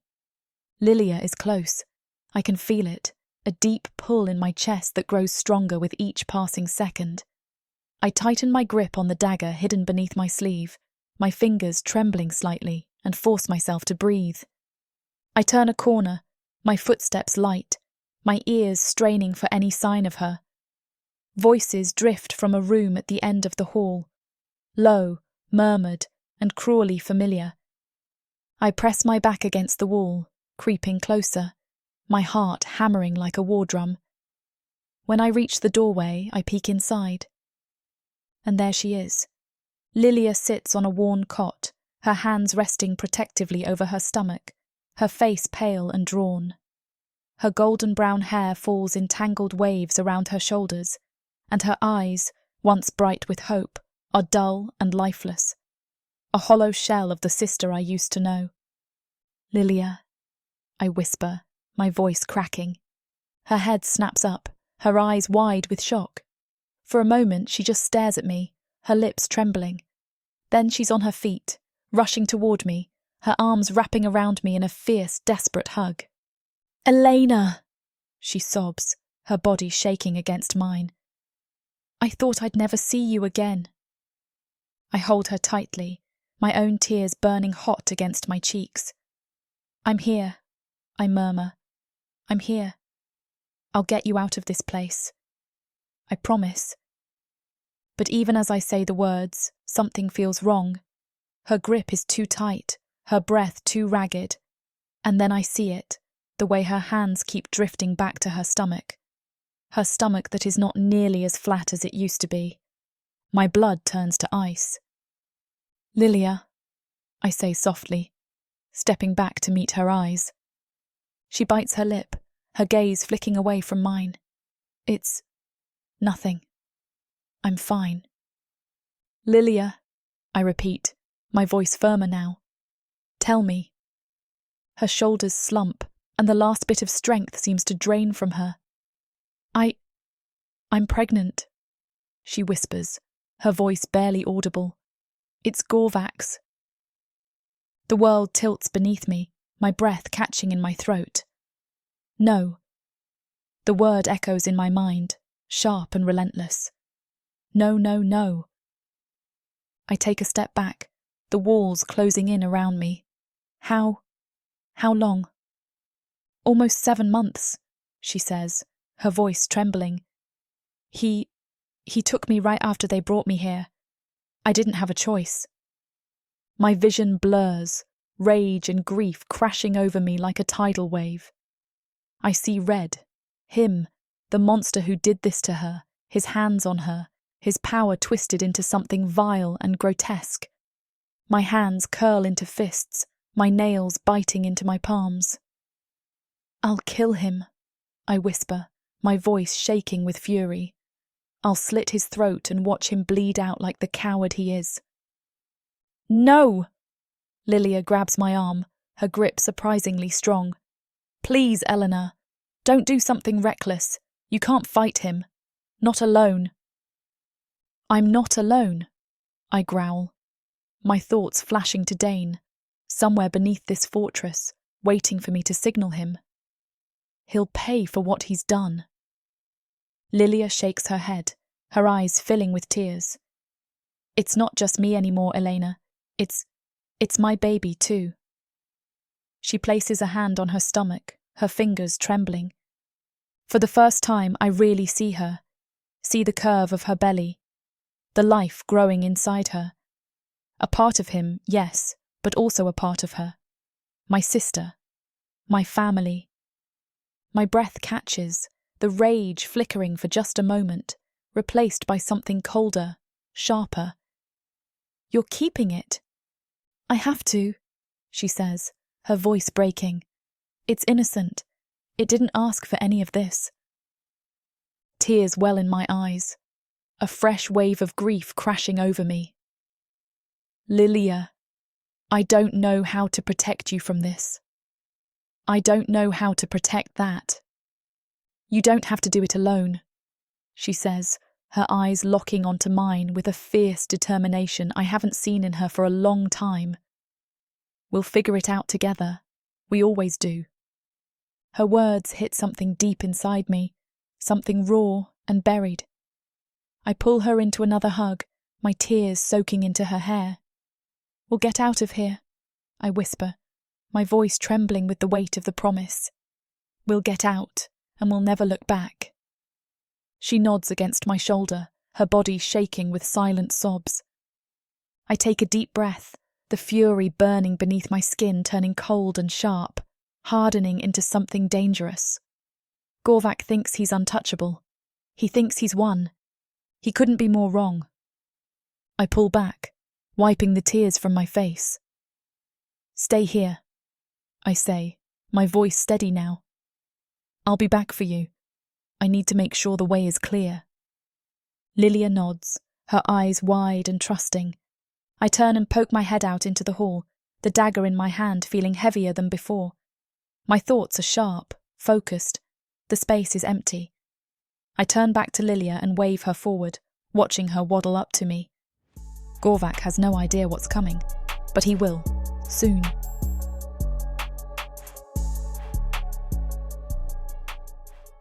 From the depths of the darkness of Protheka, Or clawing up from the realms of fantasy. come the most fearsome beasts you have ever seen. These monsters are done watching from the shadows. Now, as they step into the light, something unexpected grips them. Something even they can't fight off. Love, Vampires. demons, Dark elves. gods. Minotaurs. Creatures of light and dark. They will protect their mates. Do whatever needs to be done. Morally grey heroes who will burn the world to protect the women who love them. 10 audiobooks. Fall into over 60 hours of fantasy romance. 20 ebooks. Over 1 million words of these brutes who will protect their women. even if they might destroy themselves in the process. Get the immersive Protheka fantasy romance bundle. For 80% off, right now, dive into Protheka at a once-in-a-lifetime discount. The first bundle to offer both ebooks and audiobooks on worldsofprotheka.com. Protheka's magic is eternal, and this romantasy bundle will make it endless.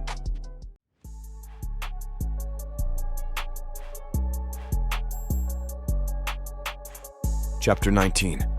Dain. The tunnels are colder now, the air thick with damp and the scent of mold. Every step feels heavier, every breath tighter. I've gone over this plan 100 times in my head, every possible route, every contingency, every escape path mapped and burned into my mind. But no plan survives reality.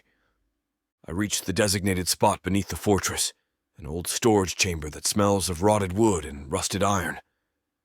This is where I'll wait for Elena to bring her sister. It's quiet, too quiet, and that makes my skin prickle. The quiet in places like this is never a gift.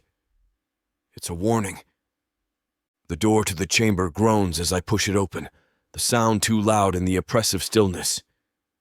I step inside, scanning the room. Crates line the walls, long abandoned and covered in a thick layer of dust. Chains dangle from the ceiling, some broken, others still intact, swaying gently in a draft I can't see. I pace the room, trying to shake the unease crawling up my spine. Something's wrong. I can feel it in my bones. Elena should be here by now. The plan was simple. Too simple, maybe. She would retrieve her sister, and I'd guide them out through the tunnels while the guards above remained blissfully unaware. We'd slip through the cracks like ghosts gone before anyone even knew we were here. But simplicity is a dangerous thing in a place like this. I glance at the narrow passageway leading deeper into the tunnels, my instincts screaming at me to move, to find her. But I force myself to wait, counting each breath to keep the panic at bay. She's smart. Careful. If something had gone wrong, I would have heard it by now, wouldn't I? The door creaks open behind me, and I whirl around, my axe raised. Easy. Elena's voice cuts through the tension, breathless and sharp. She steps inside, her face flushed, her eyes burning with something fierce and wild. Her sister, Lillia, follows close behind, her movements slower, more deliberate. Her hand rests on her swollen belly, and my stomach knots. Pregnant. That complicates everything. She's carrying his child, Elena says before I can ask, her voice hard and bitter. 7 months along. I nod once, my thoughts spinning. 7 months. Has it really been so long? My eyes drift to Elena, to the familiar shape of her eyes, the way I know her brow will furrow once she catches me staring. Yes, it has been. This changes things, slows us down, makes us more vulnerable. But we don't have a choice. Are you both ready to move? I ask, my voice steady despite the storm building inside me. Lillia nods weakly, but Elena hesitates, her eyes darting toward the door. We have to move fast. The guards change shifts in 15 minutes. That's our window. Then we don't waste it, I say, motioning for them to follow me. We slip back into the tunnels, the darkness swallowing us whole. My torch flickers weakly, casting just enough light to guide our way. Elena stays close, her hand never leaving her sister's arm. Lillia moves slower than I'd like, but she's quiet, her footsteps barely a whisper. We take a right, then another right, following the path I've memorized. The tunnels twist and turn, each corridor blending into the next, but I know exactly where we are. We're close. Just a few more minutes and we'll be out of this cursed place. But then I hear it. The sound of footsteps. Heavy. Measured. Too many to be a coincidence. Stop, I whisper, holding up a hand. Elena freezes, her eyes wide, her breath shallow. Lillia leans against the wall, her face pale and slick with sweat. The footsteps grow louder, echoing down the tunnel. My pulse quickens, my grip tightening on the axe. Guards! Elena breathes, her voice barely audible. Back, I say, motioning them into a side corridor. Stay quiet. Don't move. They press into the shadows, their bodies blending into the darkness. I move to the mouth of the corridor, my back against the wall, my heart thudding in my chest. The guards appear a moment later, 3 of them, their torches casting long shadows across the stone. They're speaking in low voices, their words too muffled to make out, but their body language is tense, searching. One of them pauses, his eyes narrowing as he scans the darkness. He steps closer, his torch held high, the light flickering dangerously close to where Elena and Lillia hide. I grip my axe tighter, my muscles coiling, ready to spring. But the guard turns, shaking his head. "Nothing here," he says, his voice echoing down the tunnel. They move on, their footsteps fading into the distance. I let out a slow breath, my shoulders relaxing slightly. "Come on," I whisper. "We need to keep moving." Elena nods, her eyes hard and determined. "We're close, right?" "Very close," I say, glancing down the corridor. "Just a little farther." We move quickly now, every second stretching too long, every shadow a potential threat. My nerves are on edge, every sense heightened, every sound amplified. Finally, we reach the exit, a narrow passage that opens into the night, the air cool and fresh against my skin. I glance back at Elena, nodding once. "We made it," I say, relief flooding through me. But Elena doesn't relax. She grips her sister's arm tighter, her eyes scanning the darkness beyond the tunnel. "It's not over yet," she says quietly. And she's right. This was just the beginning. Chapter 20. Elena. The cold night air bites at my skin, sharp and unforgiving. The wind howls through the trees, carrying the scent of wet earth and something darker, something heavy with finality. We move as fast as we can, slipping through the shadows at the edge of the forest.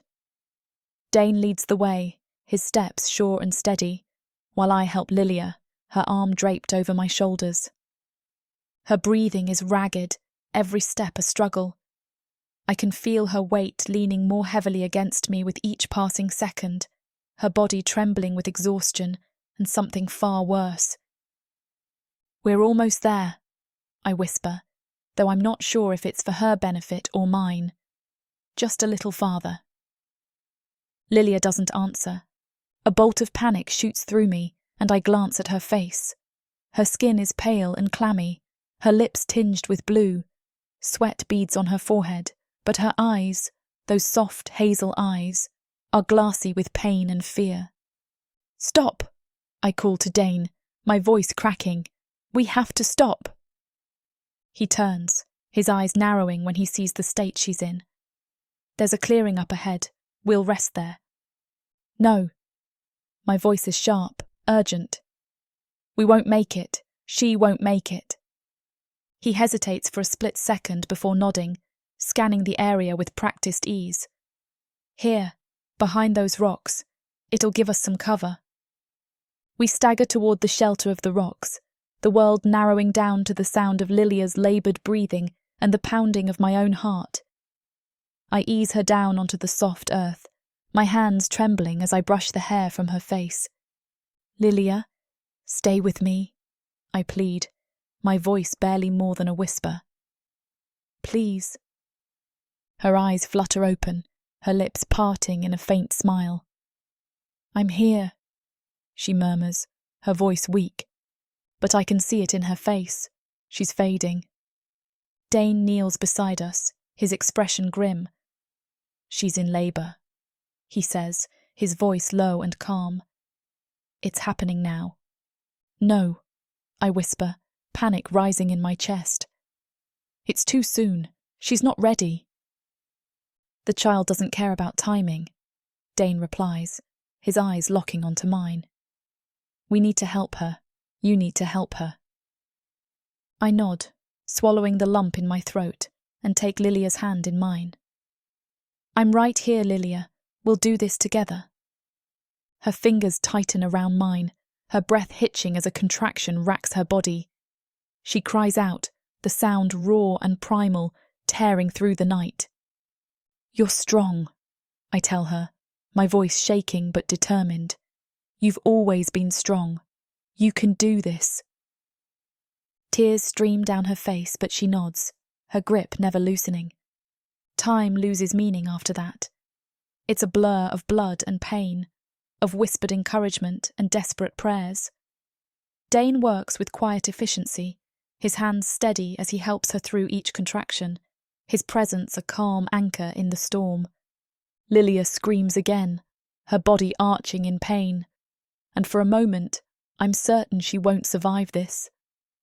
But then there's a new sound, a thin, wailing cry that cuts through the darkness like a blade. A baby. Dain holds the newborn gently, his rough hands cradling the fragile life with surprising tenderness. The child wails, its tiny fists flailing in the cold air. "A girl," Dain says softly, handing the baby to me. I take her, my breath catching in my throat as I stare down at her tiny face. She's so small, so perfect, her skin flushed and warm. "Lillia," I whisper, tears streaming down my face. "You did it. She's beautiful." Lilia's smile is weak but radiant as she gazes at her daughter. Then her face contorts, and a piercing scream rips through the night air. "What's happening?" Dain's usually steady voice cracks with alarm. His amber eyes dart between us, hands hovering uncertainly. I crouch down beside my sister, and my heart stops. "Gods, there's another one." The words barely escape my throat. "Lillia, you need to push again. There's another baby." Her fingers find mine, but her grip is terrifyingly weak. Sweat plasters her golden brown hair to her forehead. "I can't," she whispers. "Yes, you can." I squeeze her hand. "You're the strongest person I know. Just one more time." Dain moves closer, supporting Lilia's back. "Breathe," he instructs, his voice steadier now. "Like the first time." Lilia's next push is accompanied by a whimper rather than a scream. Her strength is fading fast, but somehow she keeps going. The second baby slides into my waiting hands, smaller than his sister, but just as perfect. "A boy," I announce, my voice thick with tears. Both babies have their mother's delicate features, though their skin holds a hint of their father's grey undertones. "They're beautiful," Lillia breathes, her eyes fighting to stay open. I clean them quickly with what little supplies we have. "Do you want to hold them?" I cradle both infants, moving closer to her side. But Lillia doesn't answer. My heart stops. I look up, panic tightening like a vice around my chest. "Lillia?" Her eyes are closed, her face pale and still. "No, no, no," I whisper, shaking her gently. "Wake up. Please, wake up." Dain's hand falls on my shoulder, his grip firm but gentle. "Elena," he says quietly, "she's gone." The words hit like a physical blow, knocking the air from my lungs. My vision blurs, my body shaking as a sob tears free from my throat. "No," I choke out, clutching Lilia's lifeless hand. "She can't be gone. She promised. She promised we'd do this together." The baby cries in my arms, her tiny voice rising in the silence, and it breaks something inside me. I press my forehead against Lilia's, my tears falling onto her cold skin. "I'm sorry," I whisper, my voice cracking. "I'm so sorry. I should have protected you. I should have been stronger." Dain kneels beside me, his presence solid and steady. "I'm so sorry, Elena," he says softly. "She fought until the very end. For you, for her children." A fresh wave of grief crashes over me, but beneath it, something else stirs. Something fierce and unrelenting. "I'll protect them," I whisper, brushing a finger across the baby's cheek. I swear it, Lillia. I'll keep them safe. I won't let anything happen to them. Dain nods, his eyes dark with understanding. We'll keep them safe. Together. I clutch the babies tighter, my grief hardening into resolve. The world may be dark and cruel, but I won't let it touch them. Not while I'm still breathing. Chapter 21. Dain. The night is suffocating, the weight of death heavy in the air. I stand a few steps away, watching Elena cradle her sister's lifeless body, her face hidden behind a curtain of dark hair. The children, tiny and fragile, whimper in her arms, innocent and unaware of the tragedy unfolding around them. I want to say something, anything, but no words feel right. Grief is its own language, one that doesn't care for comfort or reason. I've lived in its shadows long enough to recognize what's happening now. Elena's body is too still, her breathing too measured, too calm. I know that kind of calm. It's the calm that precedes a storm, the kind that makes men reckless, that makes them forget what it means to survive. Finally, she lifts her head, her eyes locking onto mine. They're different now. The grief is there, yes, but it's buried beneath something darker. Her green eyes burn with a fierce, unrelenting fire, a fire fueled by rage and sharpened by loss. "I'm going to kill him," she says, her voice steady and cold. There's no hesitation in her words, no trace of doubt. It's not a threat. It's a promise. "Elena!" I start, but she cuts me off with a sharp glare. "He did this!" she snarls, her voice rising. "Gorvak did this. He destroyed her. He used her and left her to die like she was nothing, and now he's going to pay for it." Her hands tremble, not with fear but with fury, her knuckles white as she clutches the baby tighter against her chest. "You need to think," I say carefully, stepping closer. "Rushing in without a plan will get you killed. You've survived too much to throw it away now." Her lips curl into a bitter smile. "Don't talk to me about survival, Dain. Survival is a curse. It's what kept me breathing while everything I loved was taken from me. I'm done surviving." I exhale slowly, my chest tightening. I know where this leads. I've stood at that edge before, staring into the abyss of vengeance, letting it consume everything in its path. It makes you feel invincible, until it doesn't. "Revenge isn't a plan," I say quietly. "It's a fire that'll burn you alive." "Isn't that why you're here? Revenge?" "I don't care if it burns," she snaps, her voice trembling with raw emotion. "At least it'll burn him too." The babies stir in her arms, letting out a soft cry, and for a moment her rage falters. She glances down, her expression softening just enough to remind me of the woman she was an hour ago, before death took another piece of her. I kneel beside her, lowering my voice. "Think about them," I say, nodding toward the baby. "They need you, alive." Elena swallows hard, her eyes flickering with uncertainty. For a moment, I think I've reached her, that she'll take a step back from the edge. But then the fire returns, brighter and fiercer than before.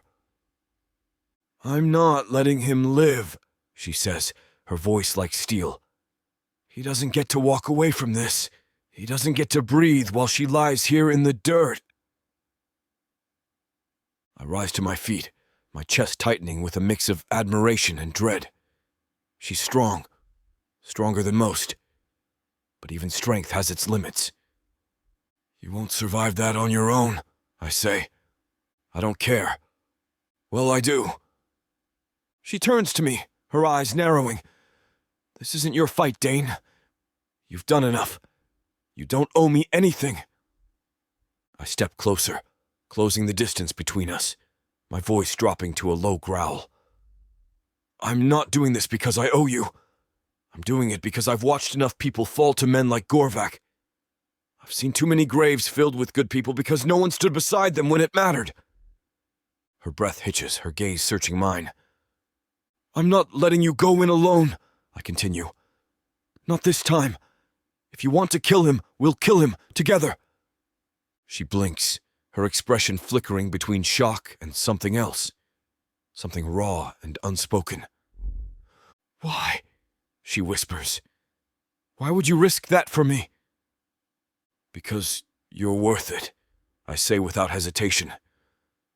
And because the world doesn't get to take another piece of you without a fight. For a moment she's silent, her eyes glistening with unshed tears. Then she nods, her jaw tightening with resolve. Together then, she says, her voice steady once more. Together, I agree. The wind picks up, rustling the leaves around us, carrying with it the faint scent of blood and ash. I know what comes next. I've seen it before, felt the cold hand of vengeance wrap around my heart. It's a path paved with darkness and blood, a path that leaves scars too deep to heal. But for her, I'll walk it again.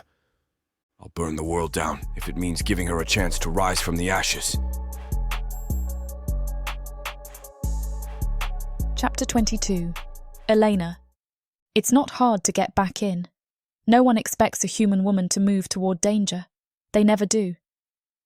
The hall is dimly lit, the air thick with the scent of spiced wine and burning tallow. The walls hum with muted conversations and low laughter, but beneath it, there's something else. Something darker, like a predator lurking just beyond the edge of the firelight. I move through the corridors of the fortress like a shadow, my steps slow, deliberate. My heart is steady, each beat a reminder of why I'm here, why I've come this far. The dagger strapped to my thigh feels heavier than ever, its cold edge pressing against my skin like a secret, one that sings with the promise of vengeance. I push open the heavy doors at the end of the hall, stepping into the warlord's private chamber. Gorvak. He's seated at the far end of the room, his massive frame draped lazily across a chair carved from dark wood. His armour is gone, replaced by a loose tunic that barely contains his bulk. His dark eyes gleam in the firelight, sharp and cruel, his tusks glinting as he smirks at me. He knows why I'm here, or at least he thinks he does. Well, new one, he drawls, his voice a low rumble that sends a chill down my spine. You've finally decided to visit me. I force a smile, softening the edges of my expression. It seemed rude not to. He watches me, his eyes raking over my body with the same casual cruelty that's become second nature to men like him. Men who see women as property, as something to own and break. I take a step closer, letting my fingers brush lightly over the edge of the table between us. The fire crackles behind him, its light casting flickering shadows across his face. You seem tense, I say, keeping my voice low and honey-sweet. Long day? He chuckles, leaning back in his chair, his eyes never leaving mine. Running a kingdom is hard work, but you wouldn't know much about that, would you? No, I admit, tilting my head just enough to catch the light. But I do know how to make a man forget his troubles. His grin widens, and I can feel the power shift in the room, the balance tilting precariously. He thinks he's in control. He thinks he's winning. Good. Is that so? He says, his voice dipping lower. Show me. I cross the distance between us, each step measured, deliberate. My heart is racing, but my face betrays nothing. I've learned to wear masks well, to play roles when survival demanded it. Tonight, I play the temptress, the willing pawn. He doesn't see the dagger hidden beneath my cloak. He doesn't hear the rage screaming beneath my skin. When I reach him, I lean down, my breath warm against his ear. Close your eyes, I whisper. He does, a smug smile spreading across his face as he relaxes into the chair. His arrogance is almost laughable. He's so sure of himself, so certain that he's untouchable.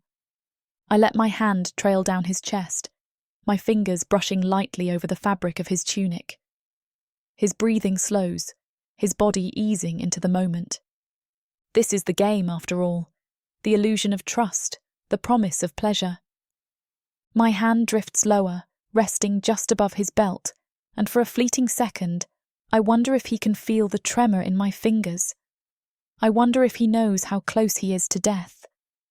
"You're beautiful," he murmurs, his voice thick with desire. "I knew you would come around eventually." The words make my skin crawl, but I keep my smile in place. "Did you?" He nods, his eyes still closed. "They always do." My hand tightens around the hilt of the dagger, the cool metal grounding me. This is it, the moment I've been waiting for, the moment I've dreamed of since the day I watched him drag my sister away. My pulse roars in my ears as I draw the blade from its sheath, the sound drowned out by the crackle of the fire. But something makes me pause. Not doubt. No, never doubt. It's something colder, something sharper. The need to savor this, to make him understand. I lean closer, my lips brushing his ear. "You're wrong," I whisper. "I didn't come around. I came to end you." His eyes snap open, but it's too late. The dagger sinks into his flesh, the blade sliding between his ribs with a sickening crunch. His breath catches, a strangled gasp, his eyes wide with shock. "You—" He gurgles, blood bubbling from his lips. His hands claw at me, but there's no strength left in them. I twist the blade, leaning in closer, my voice steady, my breath warm against his face. "This is for Lillia." His body spasms once, then goes still. The light fades from his eyes, and for a long moment, I just stare at him, my chest heaving, my hands stained with his blood. I pull the dagger free, wiping it on his tunic, my pulse finally starting to slow. It's done. I step back, the room suddenly too quiet, the weight of what I've done settling over me. The fire crackles, the shadows shifting across the walls, and I take a deep breath, steadying myself. There's no turning back now. I glance down at his lifeless body, my lips curling into a faint, bitter smile. "I told you I'd make you pay." The door creaks open behind me, and I turn to find Dain standing in the doorway, his eyes dark and unreadable. "It's done," I say, my voice cold and certain. "He's dead." Dain nods, stepping into the room. He strides forward and grabs me, turning me this way and that to inspect me, probably for injuries. "I'm fine, Dain," I murmur, but he captures my face between his hands and kisses me. Cradled to his back, the babies cry and whimper. "No more running," he says. "You're done running." I nod, letting him kiss me again. The running is over.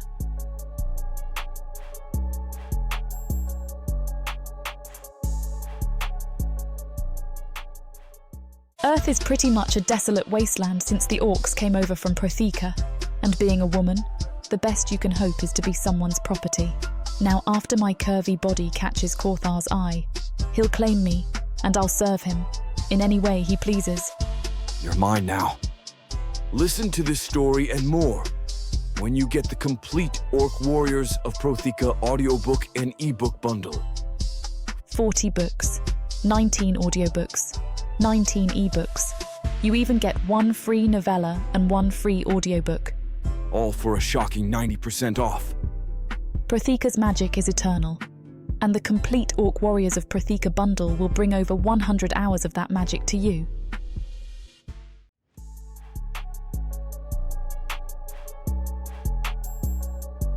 Chapter 23. Dain. The corridor stretches ahead like a black vein, twisting and narrowing with every step. The air is thick, heavy with the scent of sweat and smoke, but beneath it all, there's something else. Blood. I've been tracking it for minutes, no longer. It sings to me, a metallic tang that clings to my nostrils and sets my nerves on fire. The fortress is eerily quiet now, too quiet for a place that usually hums with drunken laughter and cruel boasts. They don't know yet. Not the guards, not the servants. They don't know their warlord is about to fall, but they will. I tighten my grip on the axe in my hand, my fingers curling around the worn leather of the handle. It feels warm, familiar, ready. The fire inside me burns hotter with every step. I shouldn't be rushing like this, my mind a blur of rage and instinct, but there's no holding it back anymore. She's ahead of me, alone, with him. Elena doesn't wait for orders, and she sure as hell doesn't ask for permission. The moment her mind was set, I saw it in her eyes. That fire, that unstoppable force I've come to recognize and fear in equal measure. I reach the heavy doors of Gorvak's chamber and pause, my breath coming fast and shallow. My pulse thunders in my ears, drowning out the silence.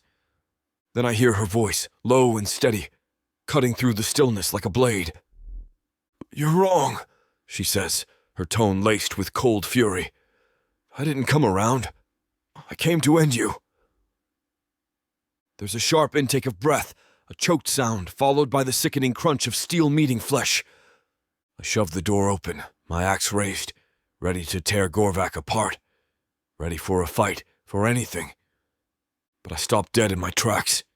He's slumped in his chair, his massive body draped awkwardly, blood pooling around him in a dark, spreading stain. His eyes are wide, his lips parted in a silent gasp, but there's no life left in them. Elena stands over him, the dagger still clutched in her hand, its blade glinting in the firelight. Blood drips from its tip, staining the floor beneath her feet. Her chest heaves with each breath, her eyes locked on his lifeless form. I take it all in, the blood, the death, the rage burning in her eyes. She doesn't notice me at first. She's too caught in the moment, too consumed by what she's done. "Elena," I say, my voice low, steady. Her head snaps up, her eyes finding mine.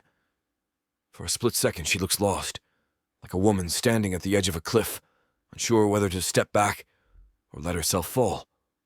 "It's done," she says, her voice cold, distant. "He's dead." I step closer, my boots splashing in the blood at my feet. My eyes scan Elena's form, searching for wounds. Blood stains her dress, but in the dim light, I can't tell if it's Gorvak's or hers. My hands move with practiced efficiency, checking her arms, her shoulders, her sides. "I'm fine, Dain," she says, a note of irritation creeping into her voice. But I see the tremor in her hands, the way her shoulders hunch forward. The dagger slips from her fingers, clattering against the stone floor.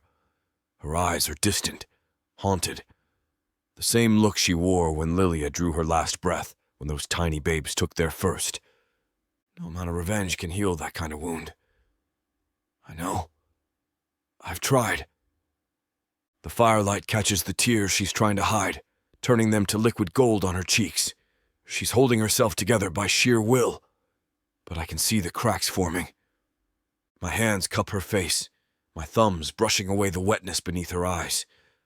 Her skin feels so fragile beneath my calloused fingers, like parchment that might tear at any moment. I lean down and capture her lips with mine, pouring everything I can't say into that kiss. All the words that get stuck in my throat, all the promises I want to make, but fear I can't keep. When I pull back, my forehead rests against hers. "No more running," I tell her, my voice rough with emotion. "You're done running." She sags against me, her fingers curling into my shirt, and finally lets go of the rigid control she's been clinging to. "You did it." She nods, her fingers tightening around the hilt of the dagger. "It wasn't enough." Her voice cracks at the end, betraying the storm that still rages inside her.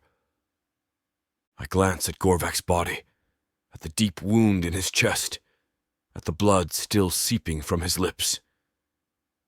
"We could make it enough." Her eyes flick to me, something sparking in them, something dark, something dangerous. I take another step, leaning down beside Gorvak's lifeless body. There's still time for him to suffer, even if it's only his memory that feels the pain. She hesitates for a moment, then nods. The tension in her shoulders eases, replaced by a grim sense of purpose. We move in tandem, wordless and efficient.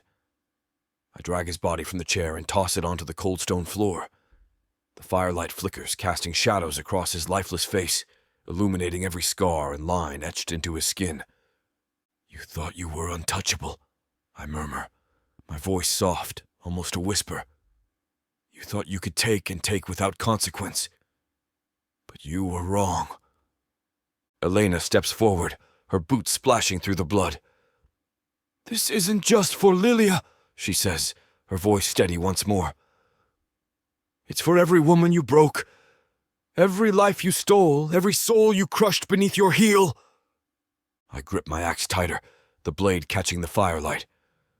"They'll remember this." She nods, her eyes never leaving Gorvak's face. "They should." The blade of my axe comes down hard, cleaving through flesh and bone, the sound echoing through the chamber like a final, brutal punctuation mark. When it's done, the air feels lighter somehow, like a storm that's finally broken, leaving only the aftermath in its wake. Elena exhales slowly, her body trembling with exhaustion. She wipes the blood from her face with the back of her hand, her eyes locking onto mine. "It's over," she says, her voice barely above a whisper. "For him," I reply, "but not for us." She nods, and for the first time a flicker of something softer passes across her face. Relief. Maybe even peace. I reach for her hand, my fingers closing around hers. "Let me see the children," she says. I shake my head. "No, we should go. I don't want any of you to get caught in the middle of a fight if someone comes in." The feeling of Lillia's children cradled against my back in the fabric Elena tied them in makes me feel stronger. She scoffs and releases me, making me turn away. "Then block the door with something. We need a plan, Dain. We have children. They're going to need bathed food and clothes." Elena trails off, hoisting both infants from their little nests and cuddling them. I turn around and look at her. Look at the way she nuzzles them, holding them close. And I know she's right. This has gone far beyond surviving. We have children in our care now. With a grunt, I lift the long table Gorvak had sat at and brace it against the door. It's not much, but it'll buy us some time.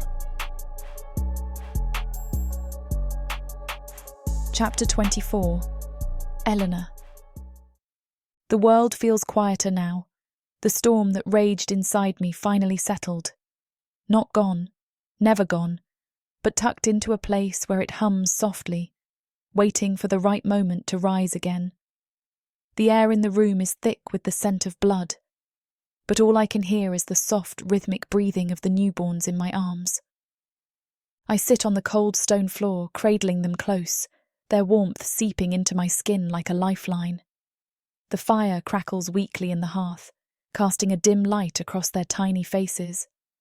Their skin is soft, their cheeks flushed, their tiny fists curling and uncurling as they sleep. They are so small, so fragile, and they're mine now. My fingers brush gently over the dark fuzz of hair on the first twin's head.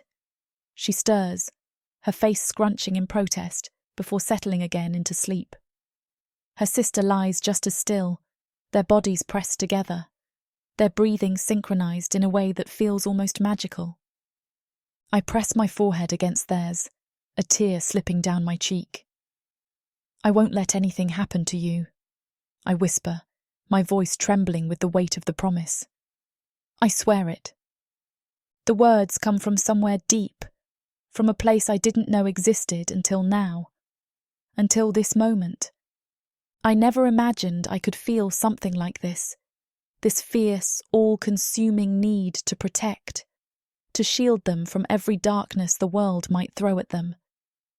It's not the same as the drive for vengeance that carried me this far. It's softer but no less powerful. It's purpose.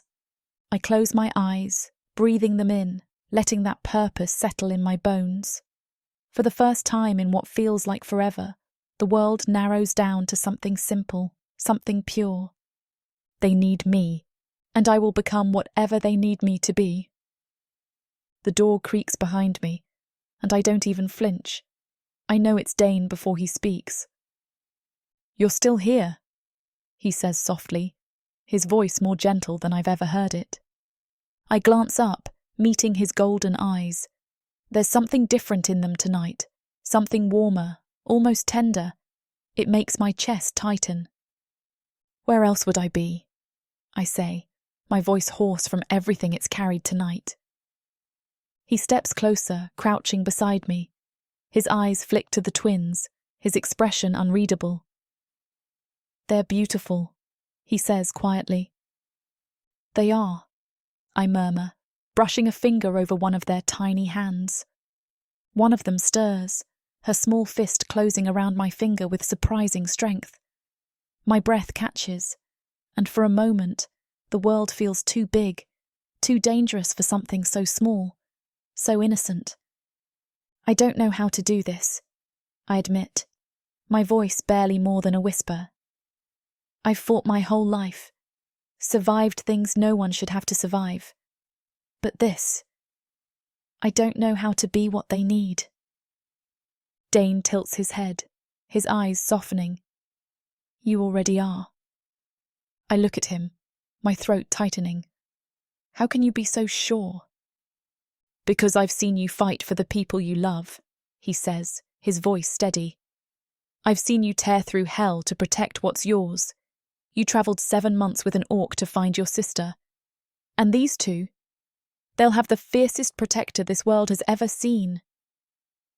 His words settle into the cracks inside me, filling them with something I can't name, something dangerously close to hope. I nod slowly, my gaze drifting back to the twins. "I'll protect them with everything I have," I say, my voice firmer now. "No one will ever hurt them." Dain sits beside me, his shoulder brushing against mine. "We'll protect them," he corrects. "You're not alone."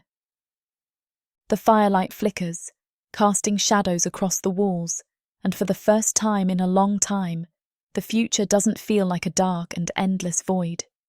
It feels like a challenge, one I intend to win. "They'll be safe," I promise again, my voice like steel. "I'll make sure of it." The twins shift in my arms, their soft breathing filling the silence between us. Their tiny bodies are warm and solid against me, grounding me in a way I didn't think possible. Lillia's face flashes in my mind, her smile, her gentle voice, the way she always believed in a better world, even when the rest of us had given up on it. "I'll raise them the way she would have wanted," I whisper, a tear slipping down my cheek. "I'll tell them about her, about how brave she was, how much she loved them." Dain nods, his expression solemn. "They'll know her story, and yours." The weight of his words settles over me, warm and heavy. It's strange the way the world can shift in a single moment, how something that was once unbearable can become a reason to keep going. I glance at him, the flickering firelight catching the hard planes of his face, softening them just enough to remind me that he's more than a warrior, more than a weapon forged for survival. He's my ally, my anchor. "They'll know yours too, Dain," I promise him. His large hand reaches forward, caressing my cheek. I'm already tilting my chin up expectantly, and it earns me a gentle chuckle before he leans down and presses a kiss to my lips. The twins sigh softly in their sleep, their tiny bodies relaxing against me. I hold them closer, my heart swelling with something fierce and unbreakable. "Your arms must be tired," Dain murmurs, his voice gentle in the firelit chamber. I shake my head, unwilling to let go of the twins just yet. Their warmth against my chest feels like an anchor, keeping me tethered to this moment, to this reality where they're safe in my arms. Dain's lips curve into that rare smile of his, the one that makes his amber eyes soften. "There will be plenty of time for holding them, Eleanor." He rises from beside me, his movements careful not to disturb us. His eyes scan the room before landing on the fallen tablecloth. With practiced efficiency, He tears the fabric into manageable pieces, then retrieves a shallow basket from near the hearth. "What are you doing?" I ask, watching as his large hands work with surprising delicacy to arrange the cloth.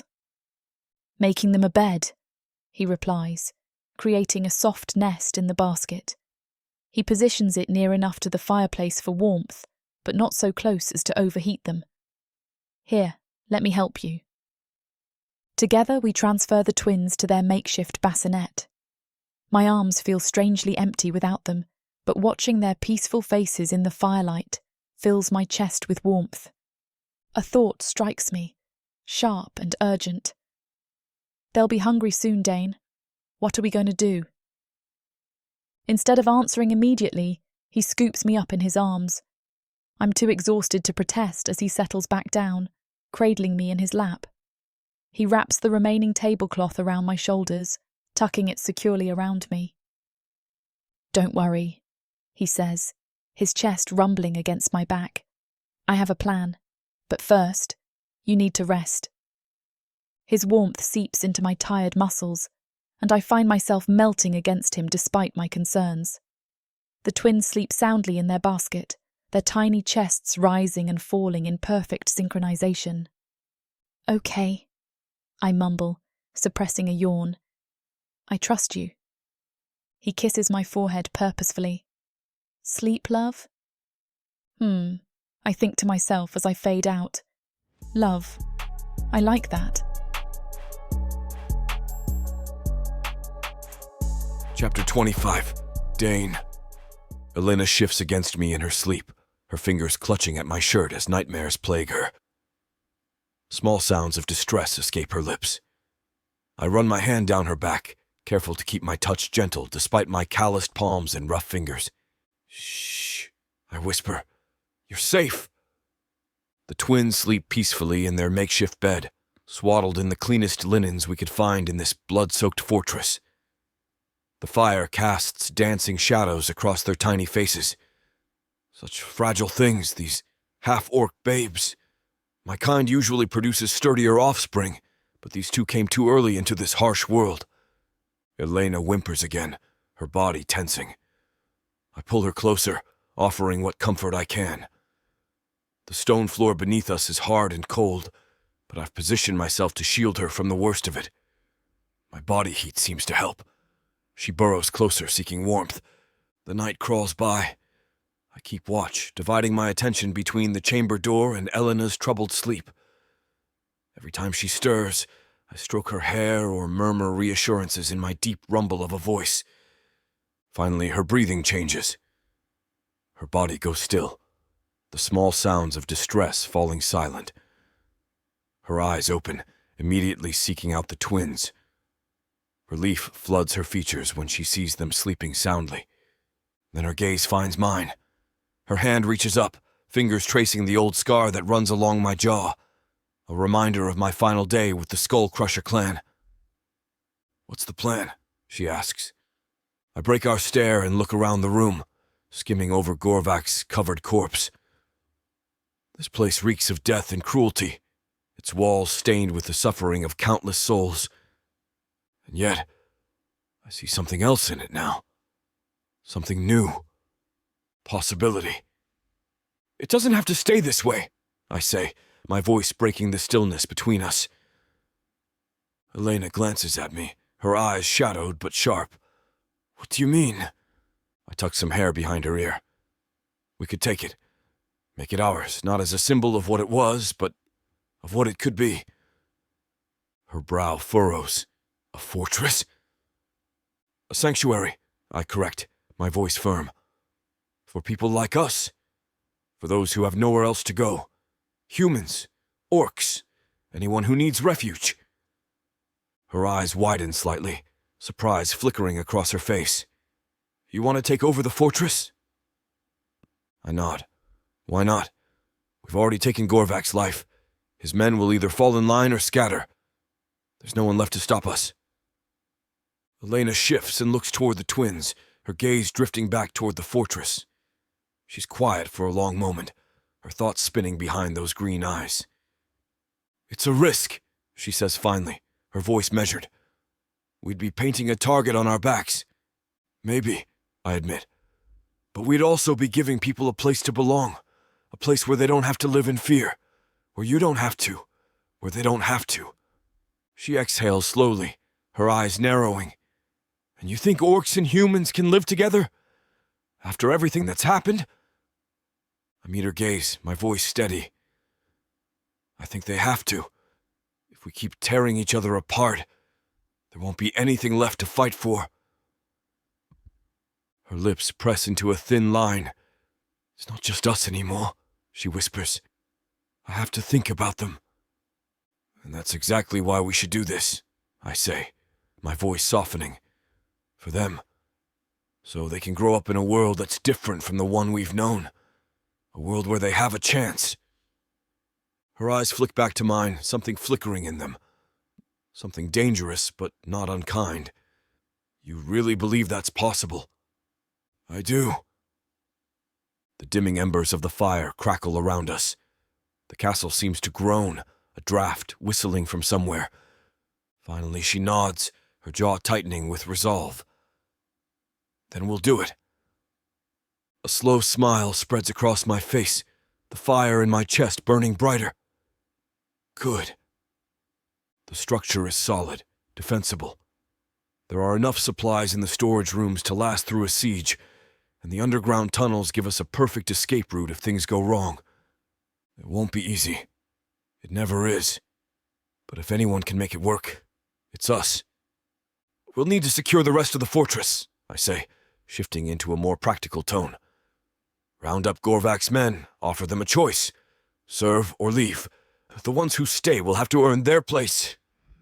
Elena nods. And the ones who refuse? My eyes darken. They won't be a problem for long. She doesn't argue, and I'm grateful for that. We've both seen too much to cling to mercy for those who've proven they don't deserve it. Word will spread, she says. Others will come. Some looking for sanctuary. Others looking to take it from us. Then we'll be ready, I reply. Let them come. We've faced worse. Her lips curl into a faint smile, a hint of the fire that's kept her alive for so long. We have, haven't we? I reach out, brushing a strand of hair from her face. We'll build something here, Elena. Something real. Something worth fighting for.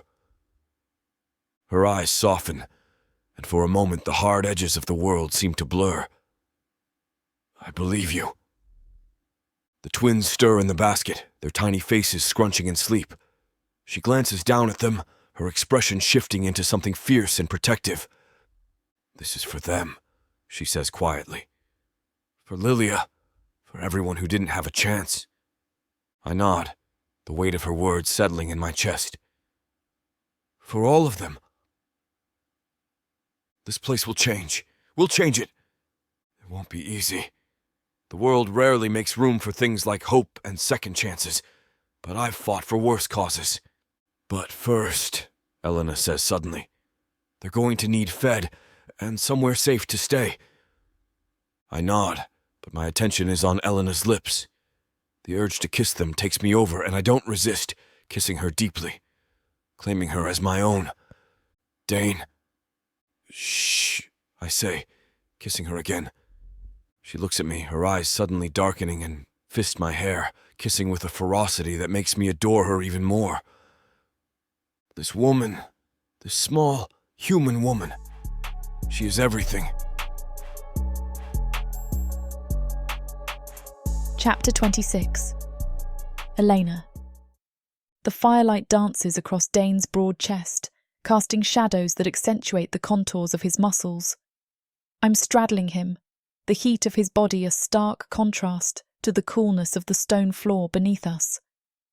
His hands, calloused and strong, trace the curve of my waist, sending ripples of anticipation through me. Are you sure this is okay? Is this a bad time? The words tumble from my lips, a feeble attempt at restraint. The weight of our recent battles, the loss and the triumph, hangs heavy in the air between us.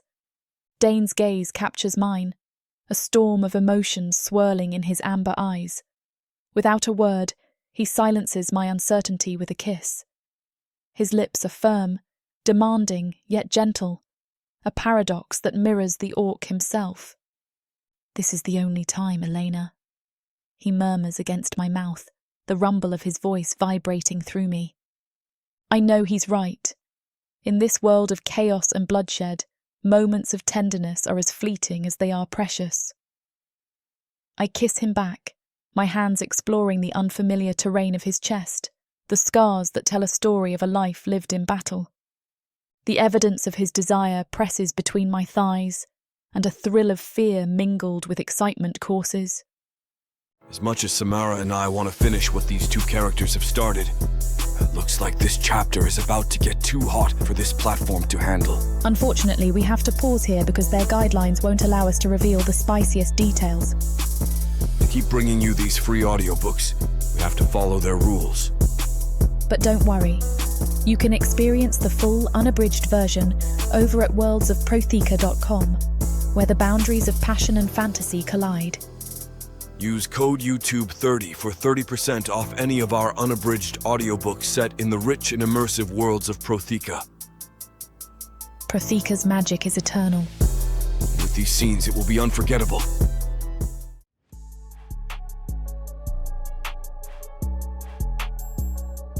Chapter 27. Dain. The gentle weight of the twins settles against my back as Elena secures them with practiced movements. Their tiny breaths tickle my neck, reminding me of their fragility. These small lives depend on us now. Elena's fingers brush my skin as she adjusts the final knot, then turns me around. Her lips press against each infant's forehead, a tenderness I never thought I'd witness in this brutal world. When she reaches for me, pulling me down into a deep kiss, my chest tightens with an unfamiliar warmth. A satisfied sound escapes me before I can stop it. The woman has power over me that no blade ever could. Still thinking about that bed? Her eyes sparkle with mischief despite the exhaustion etched on her face. I cup her chin, my thumb tracing her jawline. It's my motivation now. The thought of rest, real rest, with her beside me, drives me forward more than any battle cry ever did. She rolls her eyes, but the playful moment dissolves. Reality crashes back. The twins need sustenance soon. Their small bodies won't last long without proper care, and these blood-stained halls aren't safe, not yet. I move toward the heavy oak table blocking our exit. My muscles strain as I shift it aside, the wood scraping against stone. The door stands before us, our next step into uncertainty. The tiny hearts beating against my back remind me what we're fighting for now. I follow Elena through the dimly lit corridors, my footsteps silent despite my size. The twins' soft breaths against my back keep me focused. A guard rounds the corner ahead, and I move without hesitation. My hand clamps over his mouth while my blade finds his kidney. He goes limp without a sound. Elena kneels to check the sling holding our precious cargo. Her fingers brush each tiny face with a gentleness that still surprises me. A shadow moves at the intersection ahead, and my muscles coil for another kill. A woman appears. Older, gray-streaked hair, wearing a simple dress. My blade is already rising when Elena's hand presses against my chest. "Wait," she whispers. The woman's eyes dart between us, lingering on the blood staining my hands, then to the twins secured against my back. "Are you killing them? Gorvak?" My grip tightens on the blade. One wrong word from her and she dies before she can draw another breath. But Elena's hand remains steady against my chest, a silent command to wait. Elena nods once, her chin lifting in defiance. The woman's weathered face breaks into a fierce smile that transforms her entire bearing. "Good. Make them pay." The naked hatred in her voice mirrors what I've seen in Elena's eyes. This woman has suffered under Gorvak's rule, too. I lower my blade, but keep it ready. Trust comes with a price I'm not willing to risk, not with the twins depending on us. "Mara!" Elena's voice cracks. "We have children, infants. Their mother." The words die in her throat. The old woman's eyes soften with understanding. The weight lifts from my back as Elena transfers the twins to her arms. My muscles tense, every instinct screaming to protect them. But Elena's trust in this woman stays my hand. These little ones will be safe with me. Mara's voice carries the quiet strength of someone who's survived countless storms. I know where to find goat's milk, and my quarters are private. No one disturbs an old servant. Her weathered fingers brush the girl's cheek. Do what needs to be done. I'll guard them with my life. Elena wraps her arms around the woman, and I catch the scent of salt. Fresh tears. The transfer happens quickly, each infant settling against Mara's chest like they belong there. My chest tightens watching them disappear into her embrace. These children, Lillia's children, have wormed their way under my skin faster than any blade. I step forward, my shadow falling over the woman. The humans, where are they kept? Mara meets my gaze without flinching. East wing, lower levels behind the iron door marked with 3 crosses. Her eyes narrow. 20 guards rotate shifts. The key hangs in the captain's quarters, 2nd floor. And the captain? Sleeps now. Drinks himself stupid every night since his wife died. A cruel smile touches her lips. Gorvak's doing, of course. I nod, committing every detail to memory. The pieces of our next move fall into place. Go, Mara whispers, already turning away. These little ones will be waiting when you're done. The stone steps leading to the lower levels echo with my silent ascent. Elena's footsteps match mine. She's learned well. 3 guards fall to my blade before they can raise an alarm, their bodies tucked into shadows. A 4th guard rounds the corner and I move to intercept. But Elena's already there, her knife finding the sweet spot between his ribs. Her hand clamps over his mouth as he falls, controlling his descent. The precision of her movement, the calculated force. She's not the same woman I met in that forest clearing. Not bad. The words come out gruffer than intended. She wipes her blade on the guard's tunic. You're a decent teacher. When you're not being a jerk. The iron door looms ahead, 3 crosses carved deep into the metal. The key from the captain's quarters, acquired while he snored in his drunken stupor, slides home with a satisfying click. Inside, the stench of unwashed bodies and fear hits me first. Dozens of humans crowd the cells, pressing against bars or shrinking away. Their eyes fix on me with terror, then confusion as Elena steps into view. A woman clutching the bars speaks first. You're helping us? Elena steps forward, her chin high. Freedom is yours. If you want it.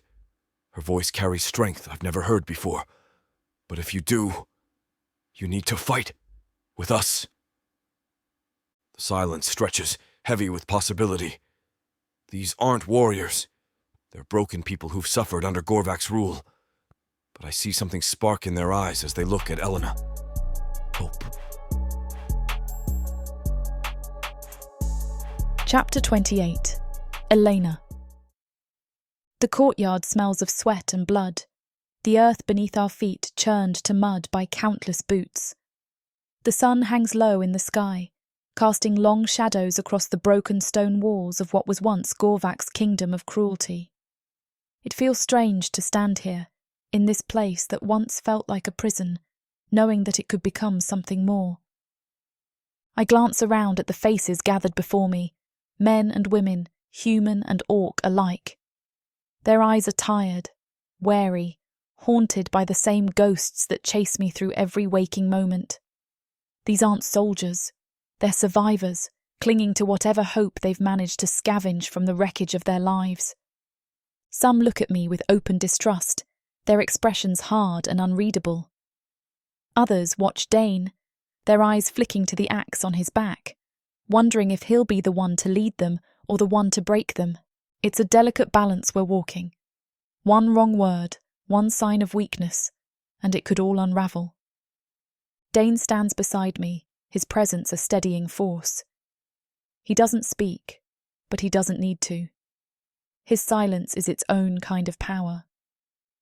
I take a breath, the air sharp and cold in my lungs. My voice must be steady, my words true. They're waiting for something, anything, to believe in. You've all lived under Gorvak's rule, I begin, my voice carrying across the courtyard. You've seen what men like him do, how they take and take until there's nothing left but ashes. You know what it's like to lose everything. A murmur ripples through the crowd. Heads nod, fists clench. So have I continue, my heart pounding. I lost my father, my sister, my home. For too long I thought survival was all there was, just another day of breathing, of enduring. But I was wrong. I pause, my gaze sweeping the crowd. We deserve more than survival. We deserve a future. A flicker of something passes through the crowd. Hesitation, curiosity, maybe even hope. This place, I say, gesturing to the fortress around us. It was a symbol of power for Gorvak and men like him. A monument to their cruelty. But it doesn't have to stay that way. It can be something new. A refuge, a sanctuary, a home. My voice grows stronger with each word, the fire in my chest blazing brighter. But it won't be easy. We'll have to fight for it. Every step forward will be a battle. But we can win. We can build something that no warlord can take from us, something worth bleeding for. The silence stretches, thick and heavy, until a voice rises from the crowd. And why should we follow you? A man asks, his eyes narrowed. You're just a human woman. What makes you any different from the ones who've ruled before? I meet his gaze without flinching. Because I've lived under that rule too. I know what it feels like to be powerless, to be treated like less than nothing. I've bled for this. I've lost for this. And I'm willing to do it again. For you. For all of us. A few voices murmur in agreement. Others remain silent, their expressions guarded. She's right, Dain says, his voice cutting through the tension like a blade. He steps forward, his eyes sweeping the crowd. You all know what I am. You've seen what I can do. I've been on both sides of this war. I know the cost of it. If you stay, you won't just be fighting for her. You'll be fighting for yourselves, for something bigger than all of us. He pauses, his gaze locking onto the man who questioned me. But if you think you can build something better on your own, you're free to leave. A heavy silence falls over the courtyard. No one moves. No one leaves. I exhale slowly, relief washing over me like a wave. One by one, they begin to nod. It's slow at first, hesitant, but it grows, spreading through the crowd like wildfire. We'll fight, a woman says, her voice clear and strong, for a chance at something better. Together, Dain adds, his eyes burning with quiet intensity. We do this together, or we don't do it at all. The crowd stirs, their voices rising in agreement. A flicker of hope ignites in my chest, fragile but real. This could work. It has to work. The crowd shifts uneasily as Dain steps forward, his massive frame casting a long shadow across the muddy courtyard. My breath catches in my throat as he beckons them closer. You want to survive? Come here. I'll show you how to kill an orc. A collective gasp ripples through the gathering. The handful of orcs among us tense, their hands drifting toward weapons. My heart pounds against my ribs. First, Dain continues, his voice steady and clear. We're stronger than humans, faster too, but we have weak points. He taps his neck just below the jaw. Here, and here. His finger moves to a spot under his arm. Strike fast, strike hard, don't hesitate. One of the orcs, a younger male with a fresh scar across his cheek, steps forward. You're teaching them to kill us? I'm teaching them to survive, Dain replies, his amber eyes locked on the younger orc. Same as I'm teaching you to fight smart against your own kind. We all bleed the same. My fingers find his hand in the growing darkness, squeezing tight. The gesture says what words can't, that I understand what he's risking, what he's sacrificing. He's laying himself bare, showing them that trust goes both ways. An orc's strength is also their weakness, he continues, never letting go of my hand. We expect to overpower everything, use that against us. Dodge, don't block. Strike when we're committed to a swing. The crowd leans in, human and orc alike, their earlier suspicion giving way to grudging respect. In all my years, I've never seen anyone like him, someone willing to bridge this divide with his own body as the foundation. This is your only chance.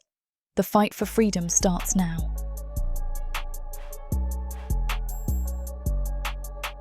Chapter 29. Dain. The storm rolls in from the east, swallowing the sky in thick, swirling clouds.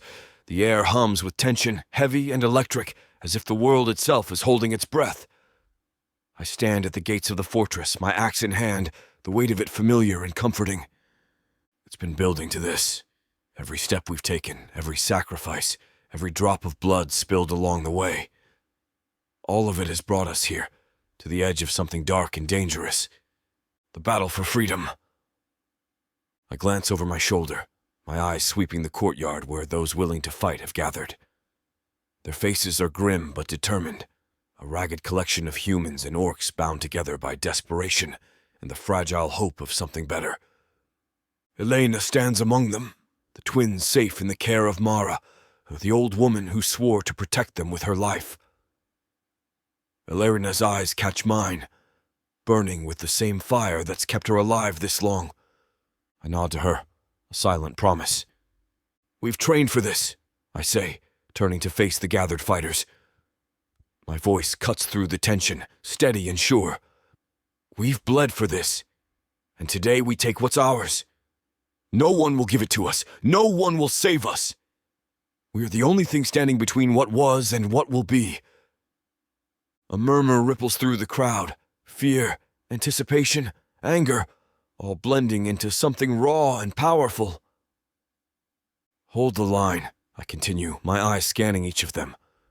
Watch each other's backs. We win this together, or we fall together. Weapons are drawn, the scrape of steel against leather ringing out like a war drum.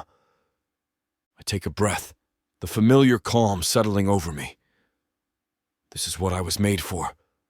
The chaos, the blood, the sharp edge of survival. The enemy is already coming. Those who were loyal to Gorvak, those too drunk on power and cruelty to let go of what little they have left. They'll fight for it just as we will. But they've underestimated us. The first wave hits hard, crashing against the gates like a tidal wave of fury and steel. I'm the first to meet them, my axe cleaving through the air with brutal precision. The blade bites into flesh, the impact jarring but satisfying. A second orc lunges at me, his sword aimed for my throat. I sidestep, the blade whistling past my ear, and drive my axe into his side. He crumples with a grunt, his blood dark against the stone. There's no time to think, no time to feel. The world narrows to instinct and movement, each step a dance of survival. I hear Elena's voice somewhere behind me, sharp and commanding. She's fighting too, her dagger flashing in the dim light, her body moving with the grace and precision I've come to expect from her. Another soldier rushes me, his eyes wild with desperation. I block his strike with the haft of my axe, shoving him back with a snarl. Not today, I growl, bringing the axe down in a brutal arc. He falls, his body limp and broken. The battle rages on, a cacophony of screams and steel. The air grows thick with smoke and the coppery scent of blood. My muscles burn, my breath coming in ragged gasps, but I don't stop. I can't. We're winning, but it's not over. Not yet. An explosion rocks the eastern wall, the stone crumbling beneath the force. Dust and debris fill the air, and for a moment, the world blurs. Fall back! I roar, my voice cutting through the chaos. Regroup at the central courtyard. The fighters around me respond immediately, retreating in tight formation. We've planned for this, Every contingency, every crack in the walls, every weakness in their defenses. Elena meets me in the center of the courtyard, her face streaked with blood and sweat. "They're pushing harder than we expected," she says, her voice breathless but steady. I nod, wiping the blood from my axe. They're desperate. They know this is their last chance. "Then let's make sure it is," she replies, her eyes flashing with determination. "We don't waste time." Together, we rally the fighters, tightening our defenses, driving back the enemy with ruthless efficiency. One by one they fall, cut down by steel and fury, by the strength of people who have nothing left to lose. The tide turns slowly, but it turns. The enemy falters, their lines breaking under the weight of our assault. Some try to flee, their courage lost in the face of our determination. Others fight to the bitter end, their bodies littering the ground like broken puppets. And then just like that, it's over. The courtyard falls silent, the only sound the ragged breathing of the survivors. The air is thick with the scent of victory, tinged with the bitter taste of loss. I stand in the center of the chaos, my axe hanging heavy at my side, my chest heaving.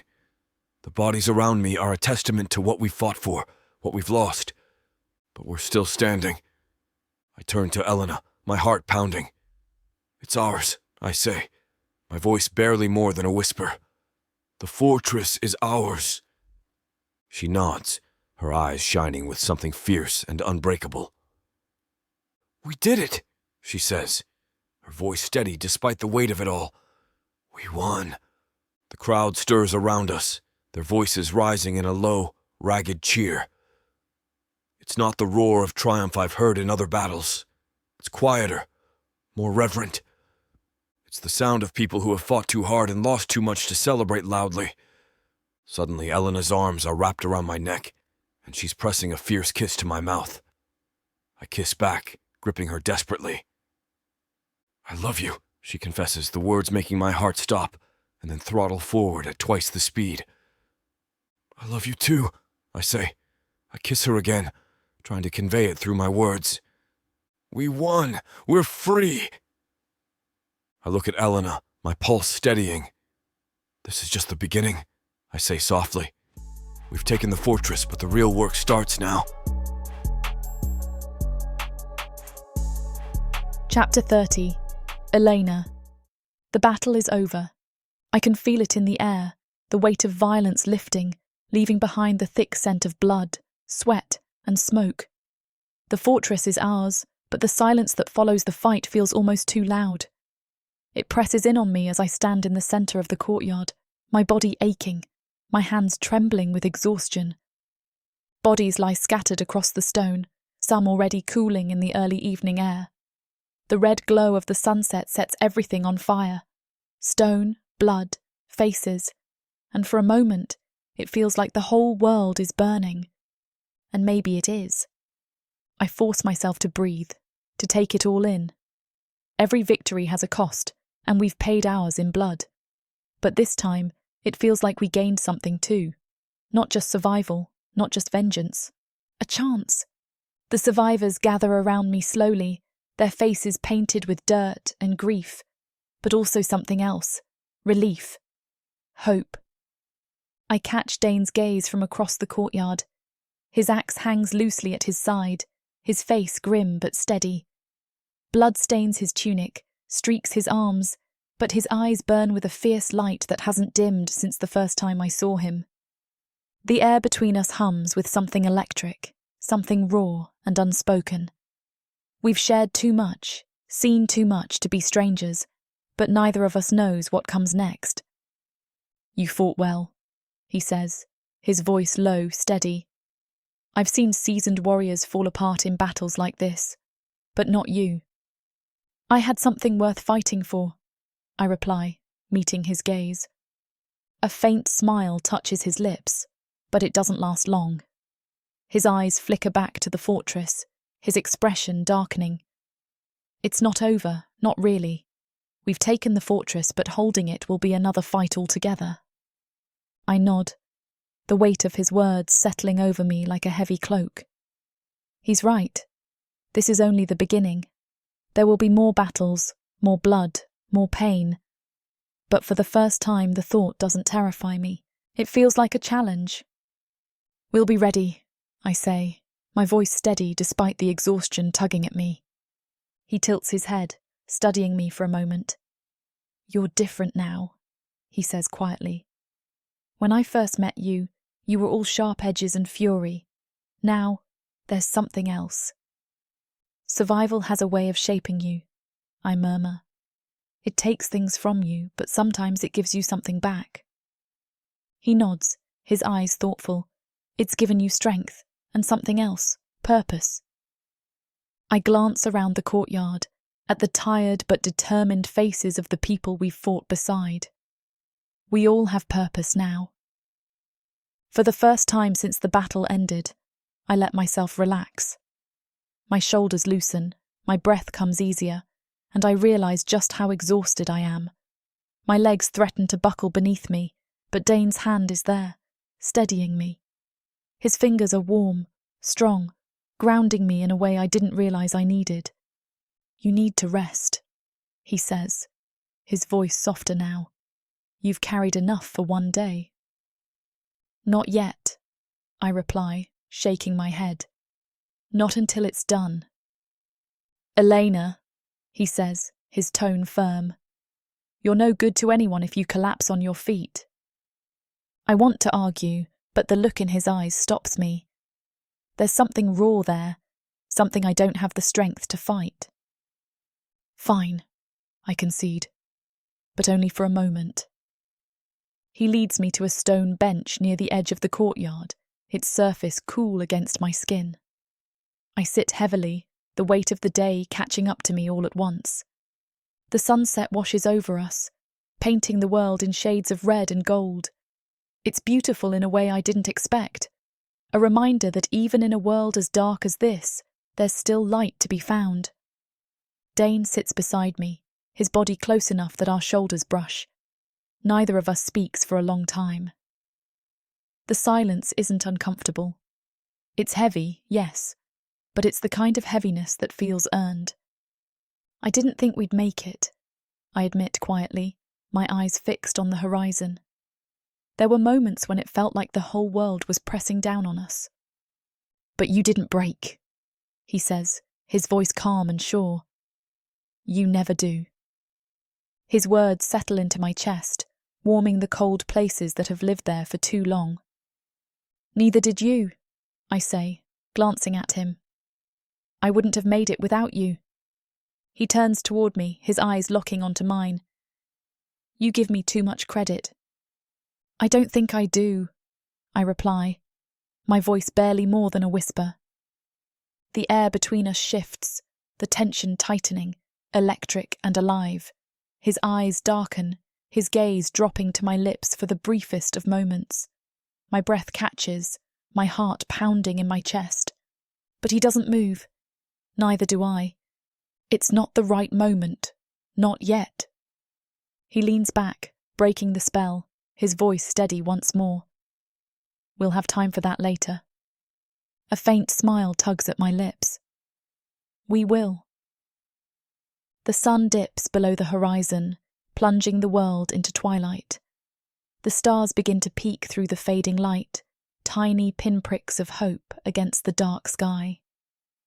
For the first time in a long time, I feel like we've earned this moment. Victory tastes strange, bitter and sweet all at once, but it's ours. I close my eyes, letting the cool night air wash over me. Tomorrow will bring new battles, new challenges, but tonight, we rest. Tonight we celebrate what we've won. Chapter 31. Dain. The ground is soft beneath my feet, the scent of fresh earth mingling with the chill of early morning. The world feels quiet now, the kind of stillness that doesn't come often, thick with the weight of endings and beginnings all at once. Elena stands beside me, her face pale but calm, her hands clutching the tiny bundle swaddled in soft cloth. The twins are quiet for once, nestled in the safety of her arms. They've been a constant reminder these past few days of what we've lost and what we still have left. I glance at the fresh grave before us, the dirt still dark and raw, a wound carved into the earth. A simple stone marks the place where Lillia now rests, her name etched carefully into its surface. We bury her under the old ash tree, its gnarled branches stretching toward the sky like fingers grasping at fading stars. It feels right, fitting somehow. The roots will hold her close, and the leaves will whisper her name to the wind. Elena kneels beside the grave, her fingers brushing against the stone. "I'm sorry," she whispers, her voice breaking on the words. "I should have saved you. I tried, but it wasn't enough." Her shoulders tremble, and for a moment I don't know what to do. Words feel useless, empty things in the face of grief this deep. But I've learned that sometimes it isn't about what you say. It's about what you offer in the silence. So I kneel beside her, my hand resting on her shoulder. "You did everything you could," I say, my voice low but steady. "More than anyone else would have. She knew that." Elena looks up at me, her eyes glassy with unshed tears. "It doesn't feel like enough." "It never does," I admit, my thumb brushing over the curve of her shoulder. "But you gave her something no one else could. You gave her hope when she needed it most.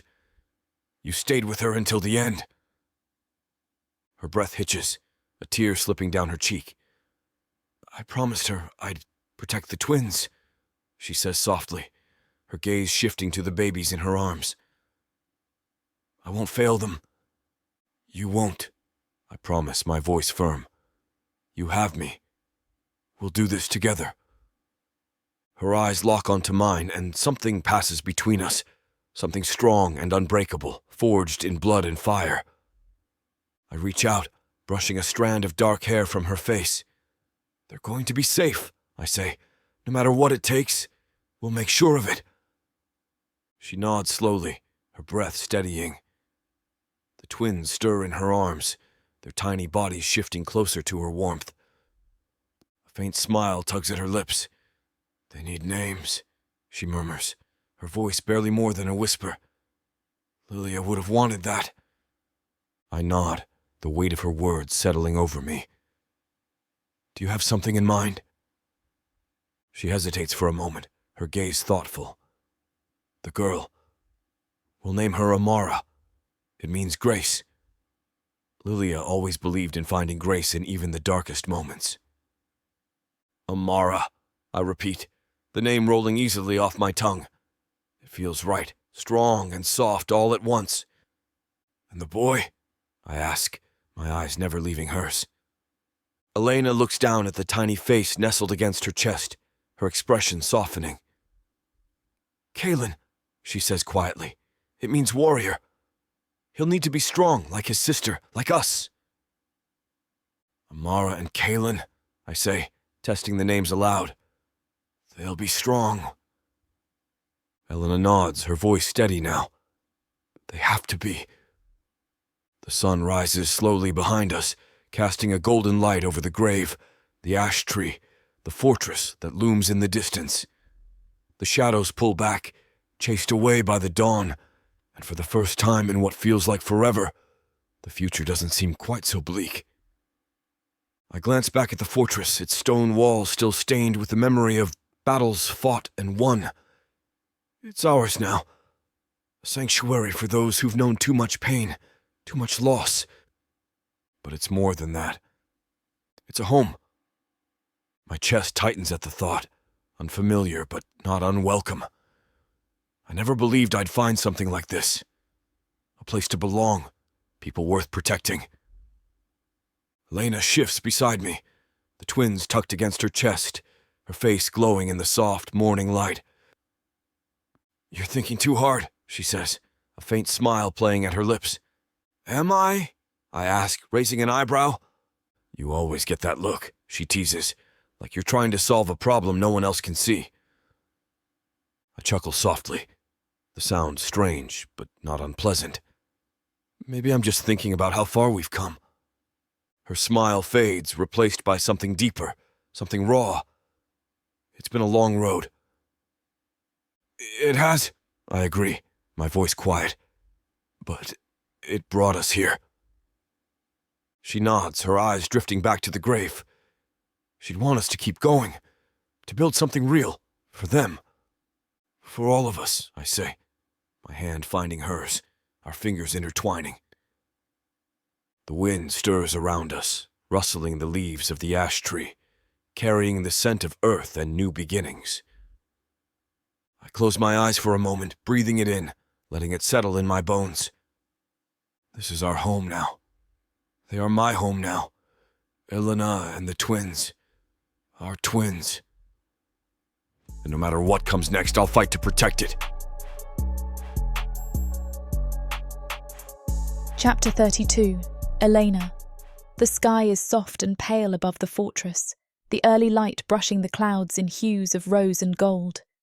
A breeze stirs through the courtyard, cool and refreshing, carrying with it the scent of fresh blossoms from the wildflowers that now grow in the cracks of the stone walls. It's quiet this morning, peaceful, a rare kind of quiet that feels like a promise. I stand before the ash tree where we buried Lillia, my fingers tracing the rough bark as I take a deep breath. Today feels like a beginning, though beginnings have always been tricky things for me.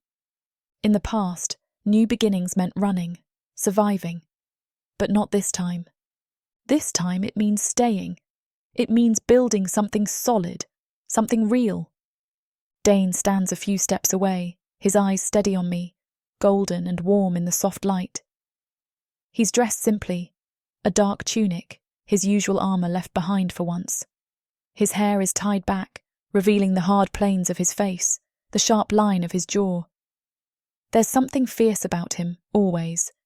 But today, he feels softer somehow. "Are you ready?" he asks, his voice low and steady, the faintest smile tugging at the corner of his lips. I nod, my heart beating faster. "I think so." "You only think so?" He raises an eyebrow, crossing the small distance between us. His voice is teasing, but his eyes are serious. "I've never done this before," I admit, my fingers twisting in the fabric of my tunic. Marriage wasn't exactly an option where I grew up. His hand brushes against mine, warm and grounding. "Neither was it for me," he says softly.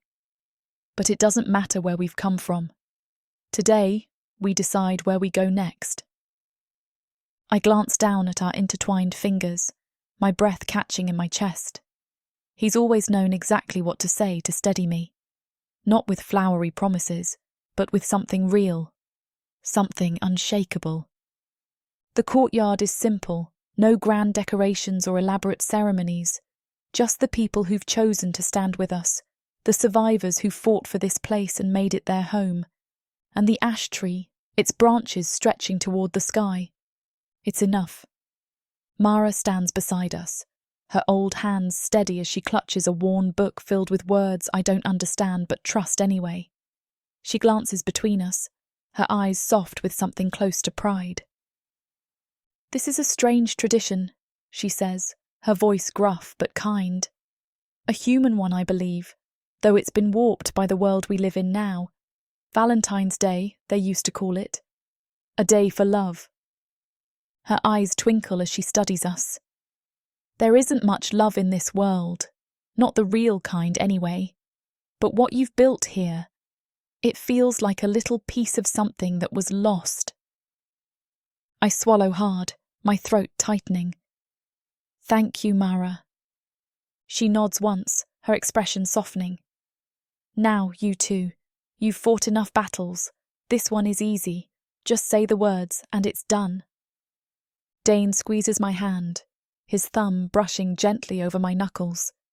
His touch steadies me, fills me with a quiet strength that feels more solid than stone. "I'll go first," he says, his voice low and rough. I nod, breathless, my heart lodged in my throat. His eyes never leave mine as he speaks. "I've spent most of my life searching for something I couldn't name. I thought it was vengeance, a way to make up for what I lost. But I was wrong. His voice softens, his fingers tightening around mine. It was you. It was this. A place to stand. A future that doesn't taste like ash and blood. He pauses, his golden eyes fierce and unrelenting. I swear to stand with you, Elena, to fight beside you, protect you, and build this life together, not because I'm strong enough, but because you make me want to be. Tears burn in my eyes, but I blink them away, holding his gaze with everything I have. I take a breath, steadying myself, my fingers tightening around his. I spent so long thinking I didn't have a future, that surviving was all there was. I built walls to protect myself, to keep the world from breaking me. But you...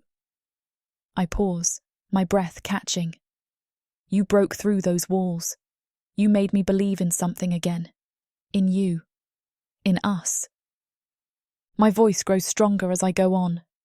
I swear to stand with you, Dain, to fight beside you, to protect what we've built here. I don't need perfection or promises that the world will be kind. I just need you, and together we can take whatever comes.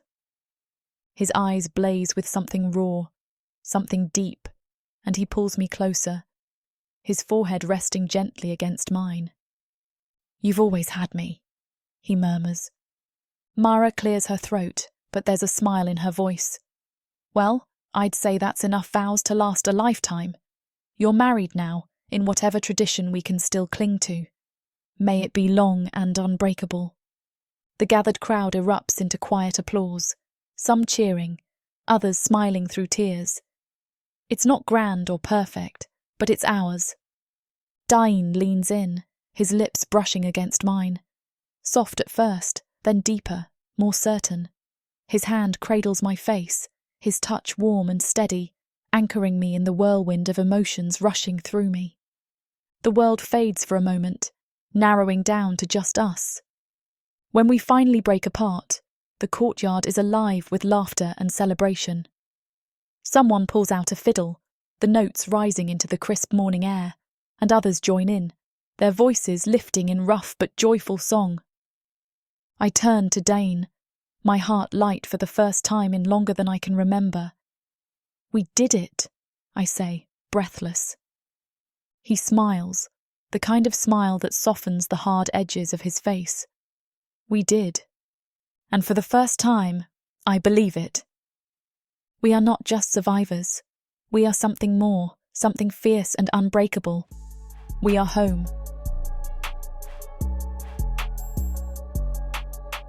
Chapter 33. Dain.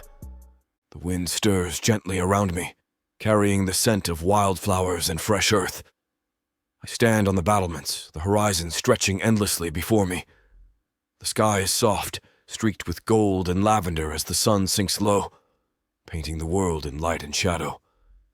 It's peaceful here, quiet in a way that feels unfamiliar but welcome. I've never been one for peace. My life was built on blood and survival, on battles fought in the shadows. I was a weapon, sharpened by war and vengeance. But now there's something else, something I never thought I'd have. Home. The fortress no longer feels like a place of death and despair. It's different now, alive with the sound of hammers striking stone, voices raised in laughter and work. The people here are building something real, something strong, a sanctuary that belongs to them, to us. Behind me I hear footsteps, light and familiar. I don't need to turn to know it's Elena. You're always up here, she says, her voice warm with amusement, looking out like you're waiting for something. I smile, turning to face her. She's carrying Kalen in one arm, his tiny fingers curled around a lock of her hair. Amara toddles beside her, her wide eyes taking in the world with wonder. I'm just making sure everything's safe, I say, crossing the distance between us. My hand brushes over her arm, grounding myself in the warmth of her skin. Old habits die hard. Her lips curl into a soft smile. It's safe, Dain. You made sure of that. I glanced down at the twins, my chest tightening with something fierce and unrelenting. They're growing fast, too fast.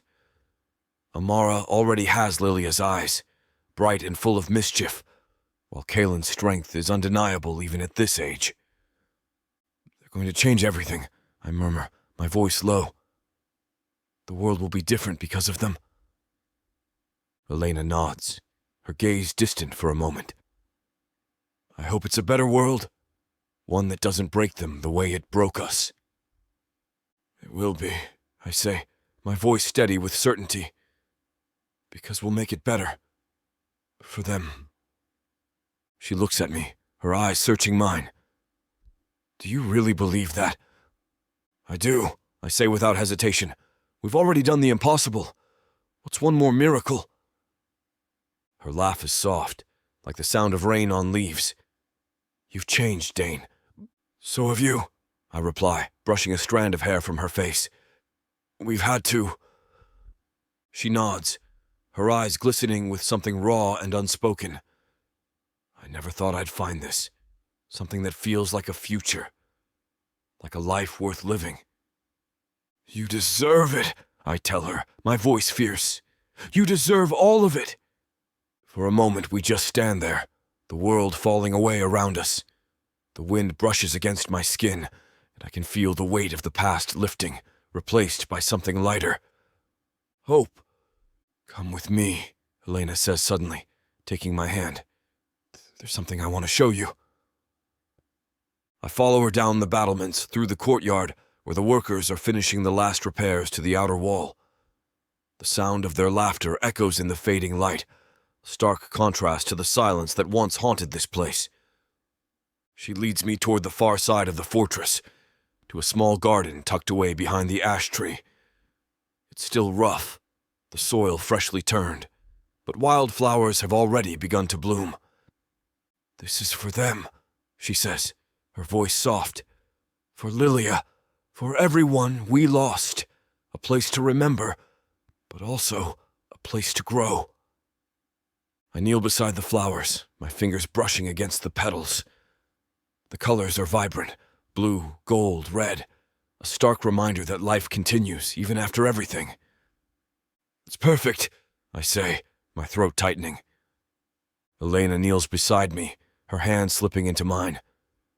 It's not finished yet, but it will be.